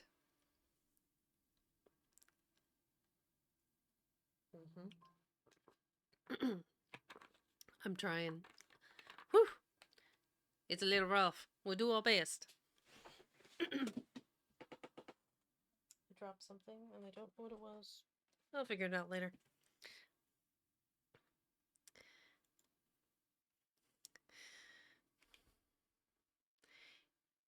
He started up with more of fear than if an armed foe was near. God of my fathers, what is here? Who art thou, and wherefore sent so near a hostile armament? His trembling hands refused to sign the cross he deemed no more divine. He had resumed it in that hour, but conscience wrung away the power. He gazed, he saw, he knew the face of beauty and the form of grace. It was Francesca, by his side, the maid who might have been his bride. The rose was yet upon her cheek, but mellowed with a tenderer streak. Where was the play of her soft lips fled? Gone was the smile that enlivened their red. The ocean's calm within their view, beside her eye, had less of blue, but like the cold wave it stood still, and its glance, though clear, was chill. Around her form a thin robe was twining, naught concealed her bosom shining. Through the parting of her hair, floating darkly downwards there, her rounded arms snowed, white and bare, and ere yet she made reply, once she raised her hand on high. It was so wan and transparent of hue, though you might have seen the moon shine through. I come from my rest to him I love best, that I may be happy and he may be blessed. I have passed the guards, the gate, the wall, sought thee in safety through foes and all. 'Tis said the lion will turn and flee from a maid in the pride of her purity, and the power on high, that can shield the good, thus from the tyrant of the wood, hath extended its mercy to guard me as well from the hands of the lingering infidel. I come, and if I come in vain, never, oh never, we meet again. Maybe not. Turning, there we go. Thou hast done a fearful deed in falling away from thy father's creed, but dash that turban to earth and sign the sign of the cross and forever be mine. Wring the black drop from thy heart, and tomorrow unites us no more to part. And where should our bridal couch be spread? In the midst of the dying and the dead? For tomorrow we give to the slaughter and flame the sons and the shrines the Christian name. None save thou and thine I've sworn shall be left upon the morn. But thee will I bear to a lovely spot, where our hands shall be joined in our sorrow forgot. There thou yet shalt be my bride, when once again I've quelled the pride of Venice and her hated race, have felt the arm they would debase, scourge with a whip of scorpions those whose vice and envy made my foes. Upon his hand she laid her own. Light was the touch, but it thrilled to the bone, and shot a chillness to his heart, which fixed him beyond the power to start. Though slight was that grasp, so mortal cold, he could not loose him from its hold. But never did clasp of one so dear strike on the pulse with such feeling of fear as those thin fingers, long and white, froze through his blood by their touch that night. The feverish glow of his brow was gone, and his heart sank so still that it felt like stone. As he looked on the face and beheld its hue so deeply changed from what he knew, fair but faint, without the ray of mind that made such each feature play like sparkling waves on a sunny day, and her motionless lips lay still as death, and her words came forth without her breath, and there rose not a heave over her bosom swell, and there seemed not a pulse in her veins to dwell, though her eyne shone out. Yet the lids were fixed, and the glance that it gave was wild and unmixed with aught of change, as the eyes may seem of the restless who walk in a troubled dream. Like the figures on auras that gloomily glare, stirred by the breath of the wintry air, so seen by the dying lamp's fitful light, lifeless, but lifelike, and awful to sight, as they seem through the dimness about to come down from the shadowy wall where their images frown, fearfully flitting to and fro as the gusts on the tapestry come and go. If not for love of me be given, thus much then for the love of heaven. Again I say, that turban tear from off thy faithless brow, and swear thine injured country's sons to spare, or thou art lost, and never shalt see. Not earth, that's past, but heaven or me, if this thou dost accord, albeit a heavy doom 'tis thine to meet, that doom shall half absolve thy absolve thy sin, and mercy's gate may receive thee within. But pause one moment more, and take the curse of him thou didst forsake, and look once more to heaven, and see its love forever shut from thee. There is a light cloud by the moon, 'tis passing, and will pass full soon. If by the time its vapory sail hath ceased her shaded orb to veil, thy heart within thee is not changed, then God and man are both avenged. Dark will thy doom be, darker still, thine immortality of ill. Alp looked to heaven and saw on high the sign she spake of in the sky. But his heart was swollen and turned aside by deep interminable pride. This first false passion of his breast rolled like a torrent over the rest. He sue for mercy, he, dismayed by wild words of a timid maid, he, wronged by Venice, vowed to save her sons devoted to the grave. No. Though that cloud were thunder's worst, and charged to crush him, let it burst. He looked upon it earnestly, without an accent, without an accent of reply. He watched it passing. It is flown. Full on his eye the clear moon shone, and thus he spake: Whatever my fate, I am too changeling, 'tis too late. The reed in storms may bow and quiver, then rise again. The tree must shiver. What Venice made me, I must be, her foe in all save love to thee. But thou art safe, oh fly with me. He turned, but she was gone, but she is gone. Nothing is there but the calm stone. Hath she sunk in the earth, or melted in air? He saw not, he knew not, but nothing is there. The night is past, and shines the sun, as if that morn were a jocund one. Jocund. What a great word.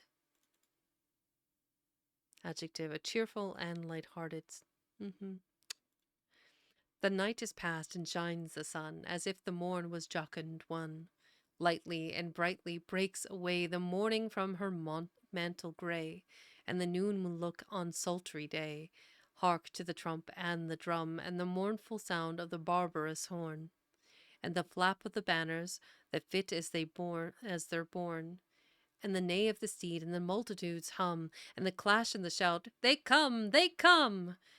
The horse-tails are plucked from the ground, and the sword from its sheath, and they form, and but wait for the word.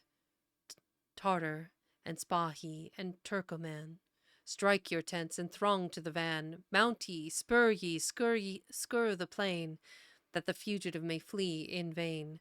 When he breaks from the town, and none escape, aged or young is the Christian shape. While your fellows on foot in a fiery mass bloodstain the breach through which they pass. The steeds are all bridled and snort to the rein. Curved is each neck and flowing each mane. White is the foam of their champ on the bit. The spears are uplifted, the matches are lit. The cannons are pointed and ready to roar and crush the wall they have crumbled before. Forms in his phalanx each Janizar, Alp at their head, his right arm is bare. So is the blade of his scimitar. the Khan and the Panchas and all at their post, the Vizier himself at the head of the host. When the culverin signal is fired, then on, leave not in Corinth a living one. A priest at her altars, a chief in her halls, a hearth in her mansions, a stone on her walls. God and the prophet, Allahu, up to the skies with that wild halloo. Also, welcome in, Mara. There the breach lies for passage, the ladder to scale, and your hands on your sabres, and how should ye fail? He who first downs with the red cross may crave his heart's dearest wish, let him ask it and have. Thus uttered Kumorgi, the dauntless vizier. The reply was the brandish of sabre and spear, the shout of fierce thousands and joy ear. Silence. Hark to the signal. Fire! As the wolves that headlong go on the stately buffalo, though with fiery eyes and angry roar and hoofs that stamp and horns that gore, he tramples on earth or tosses on high the foremost who rush on his strength but to die. Thus against the wall they went, thus the first were backward bent. Many a bosom sheathed in brass strewed the earth like broken glass, shivered by the shot that tore the ground whereon they moved no more. Even as they fell, in files they lay, like the mower's grass on at the close of day. At the close of day, when his work is done on the levelled plain, such was the fall of the foremost slain. Pause for a second here. I'm just kind of curious. So we're on 238.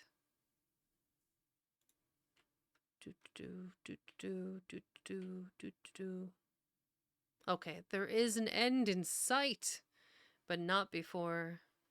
I'm gonna have to go on an ad break. Okay. Let me go ahead and pause here, and then when I come back, we'll finish this poem, and then that'll be probably it for today. Yeah. Stretchy. Yeah. Get up. Stretch. Good idea. Very smart. Oh, wow. We're already at 250 followers, guys. That's so cool. I'm really happy everyone's enjoying the poetry and the stories and the whatnot, and somehow you stick around and still listen. I just never know. Okay. I will be right back. We'll go on a quick ad break, and then I can refill my water because I have drunk it dry. So between all of these stanzas, there's no more water. So I will be back very shortly.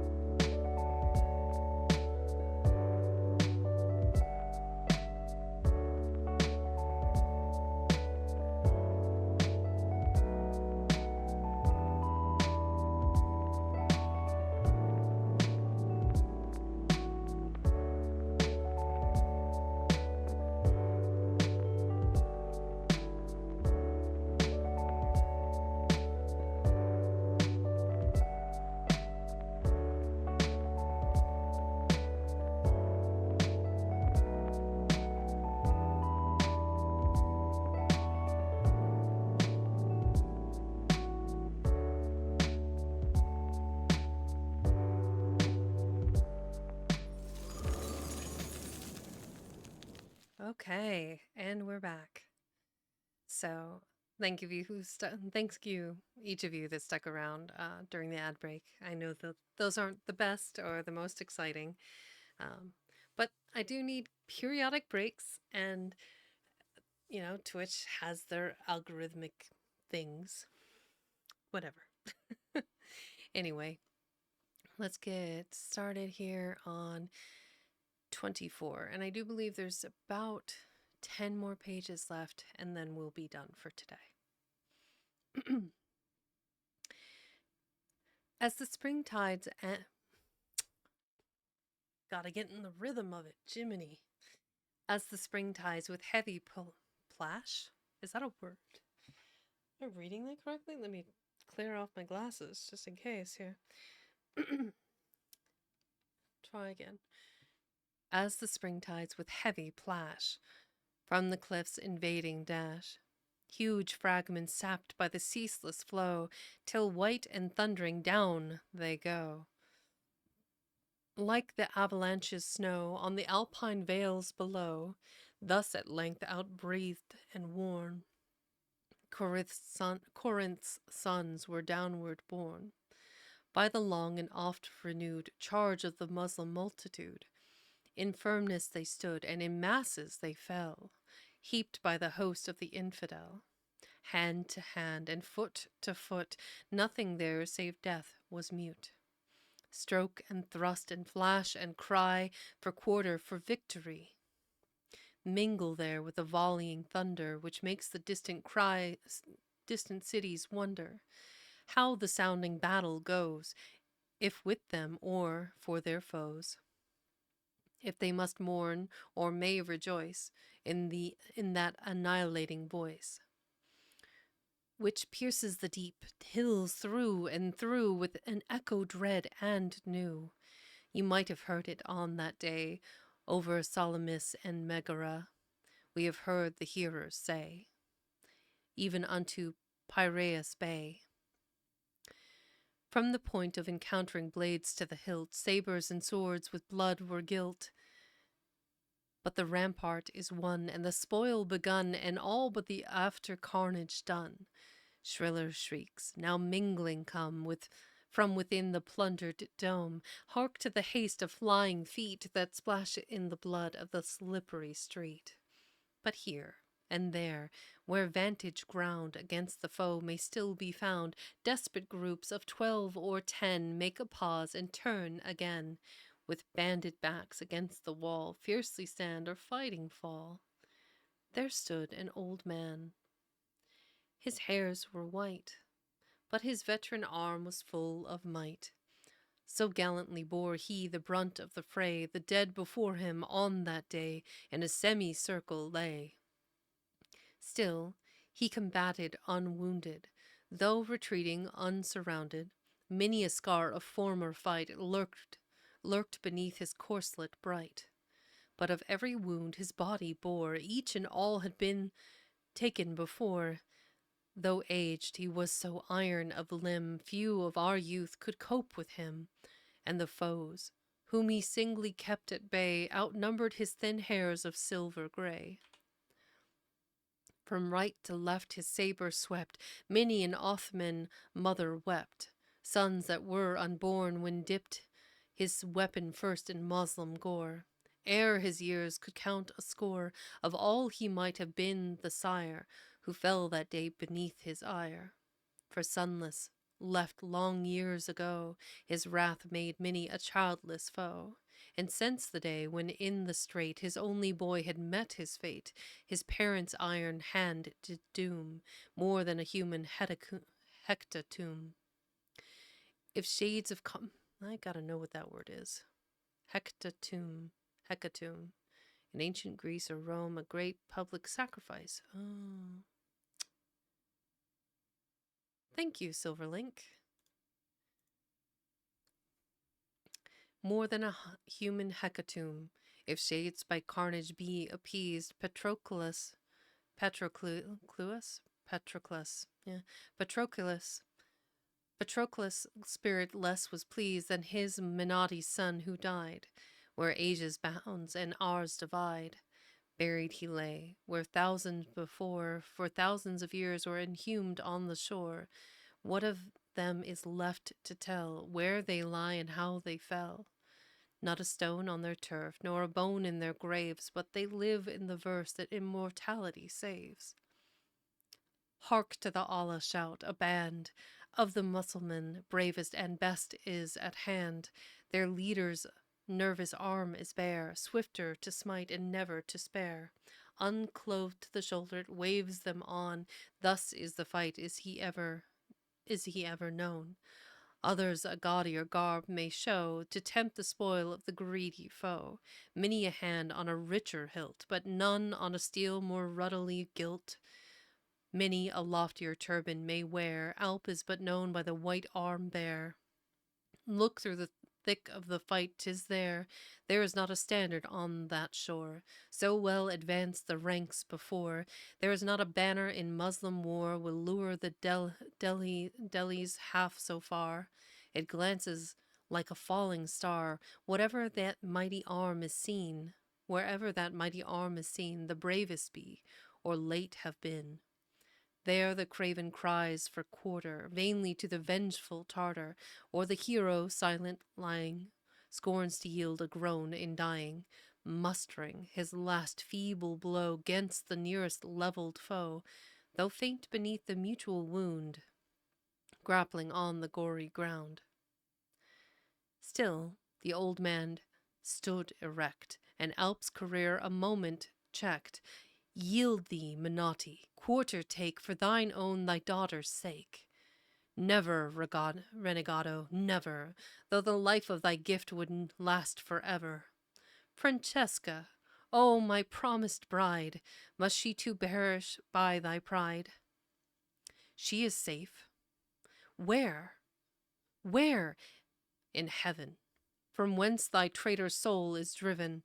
Far from thee and undefiled, grimly then Menotti smiled, as he saw Alp staggering bow before his words as with a blow.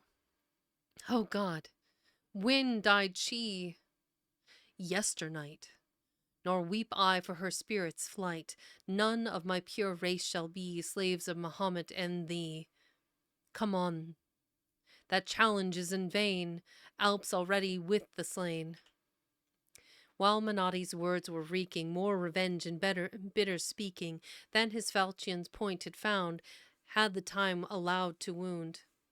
From within the neighboring porch of a long defended church, where the last and desperate few would the failing fight renew, the sharp shot dashed Alp to the ground, ere an eye could view the wound that crashed through the brain of the infidel. Round he spun and down he fell.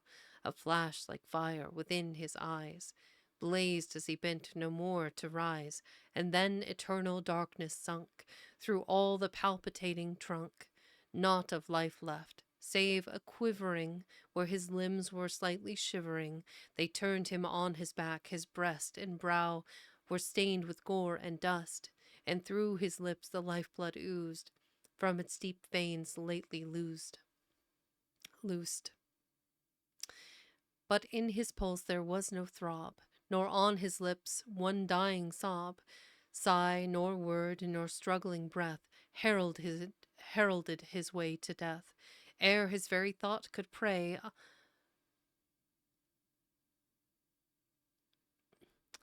Unannaled he passed away, without a hope from mercy's aid, to the last a renegade.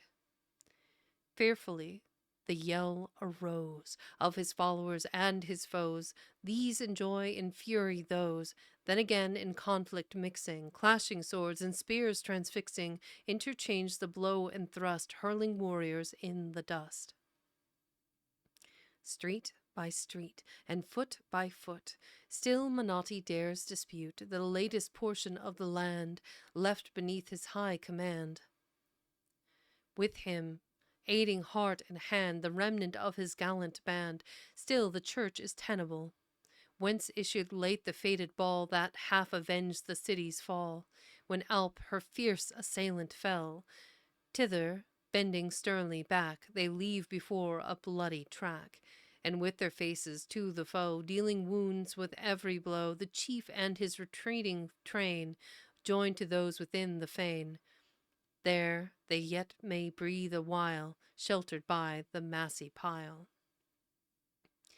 Brief breathing time. The turbaned host, with added ranks and raging boast, press onwards with such strength and heat, their numbers bulk their own retreat. For narrow the way that led to the spot where still the Christians yielded not, and the foremost, if fearful, may vainly try through the massy column to turn and fly.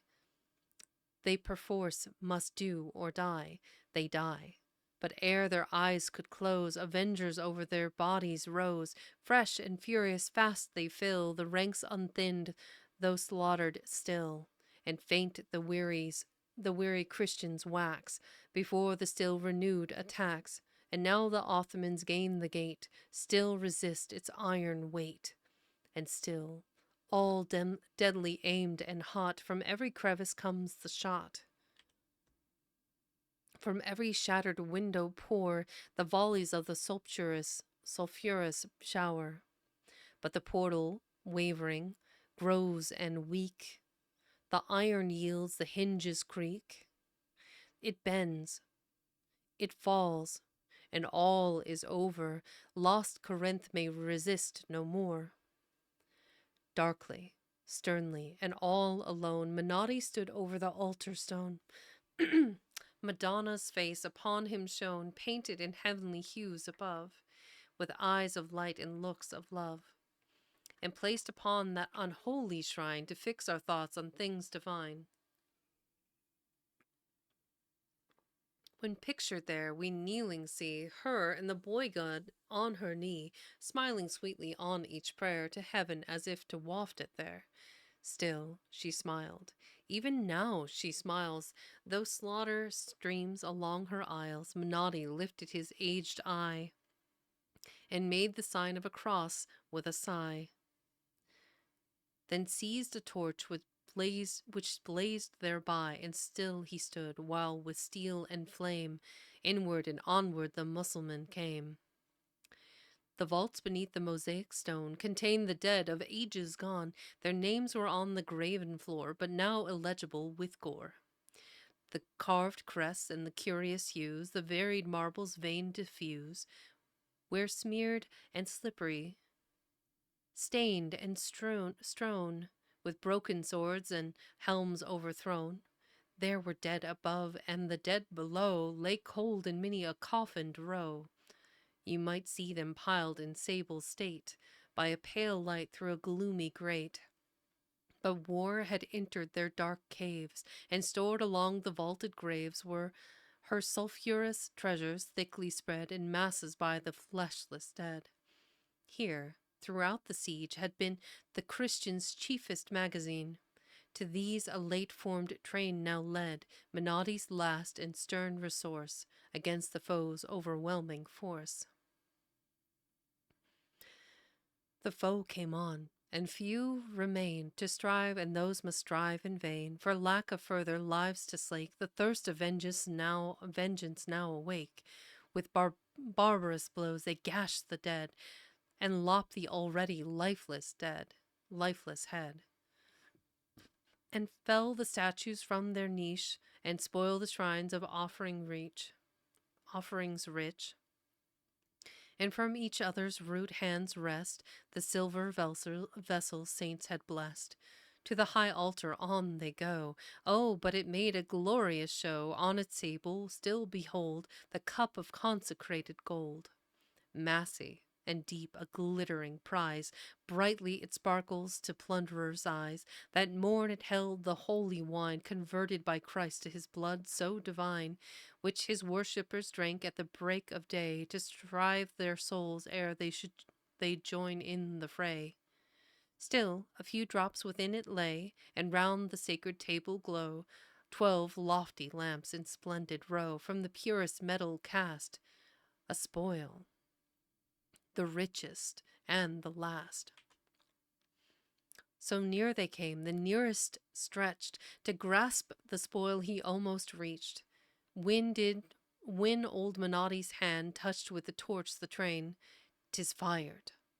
Spire, vaults, the shrine, the spoil, the slain, the turbaned victors, the Christian band, all that of living or dead remain, hurled on high with a shivered fane, in one wild roar expired the shattered town. The walls thrown down, the waves a moment backward bent, the hills that shake although unrent, as if an earthquake passed.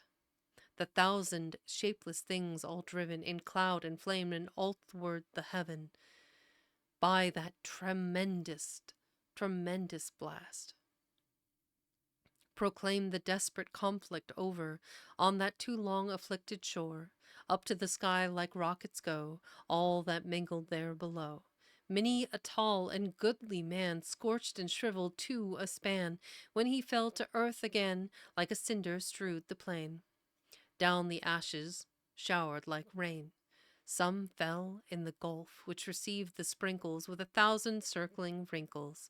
Some fell on the shore, but far away, scattered over the isthmus lay. Christian or Muslim, which be they, let their mothers see and say.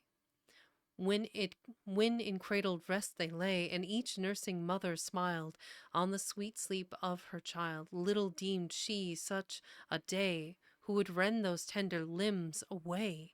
Not the matrons that them bore could discern their offspring more. That one moment left no trace more of human form or face, save a scattered scalp or bone, and down came blazing rafters strown around, and many a falling stone, deeply dinted in the clay, all blackened there and reeking lay. All the living things that heard that deadly earth shock disappeared. The wild birds flew, the wild dogs fled, and howling left the unburied dead.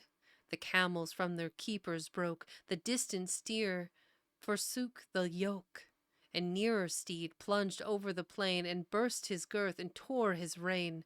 The bullfrog's note from out of the marsh deep-mouthed arose and doubly harsh. The wolves yelled on the caverned hill where echo rolled in thunder still. The jackals troop and gathered cry bayed from afar complainingly, with a mixed and mournful sound.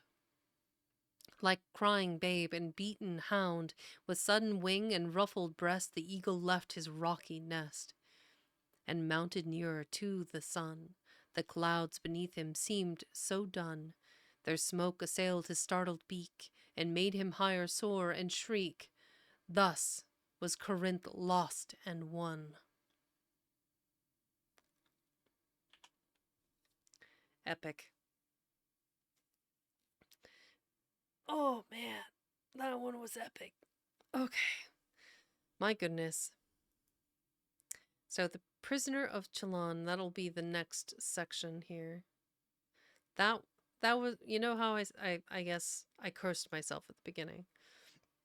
I sure hope there isn't a long poem at the end of the hour. Da da da da. Well, here we are. Epic poem. The fall of Corinth. So, it was a good day and a good poem, but I'm exhausted. So, as it were, I will find someone lovely for us to go adjourn to. So, if you're all on board for that, let me put us on the be right back and or I'm sorry, the ending screen, and we'll go on a quick raid to go visit a friend. Let's see who's on.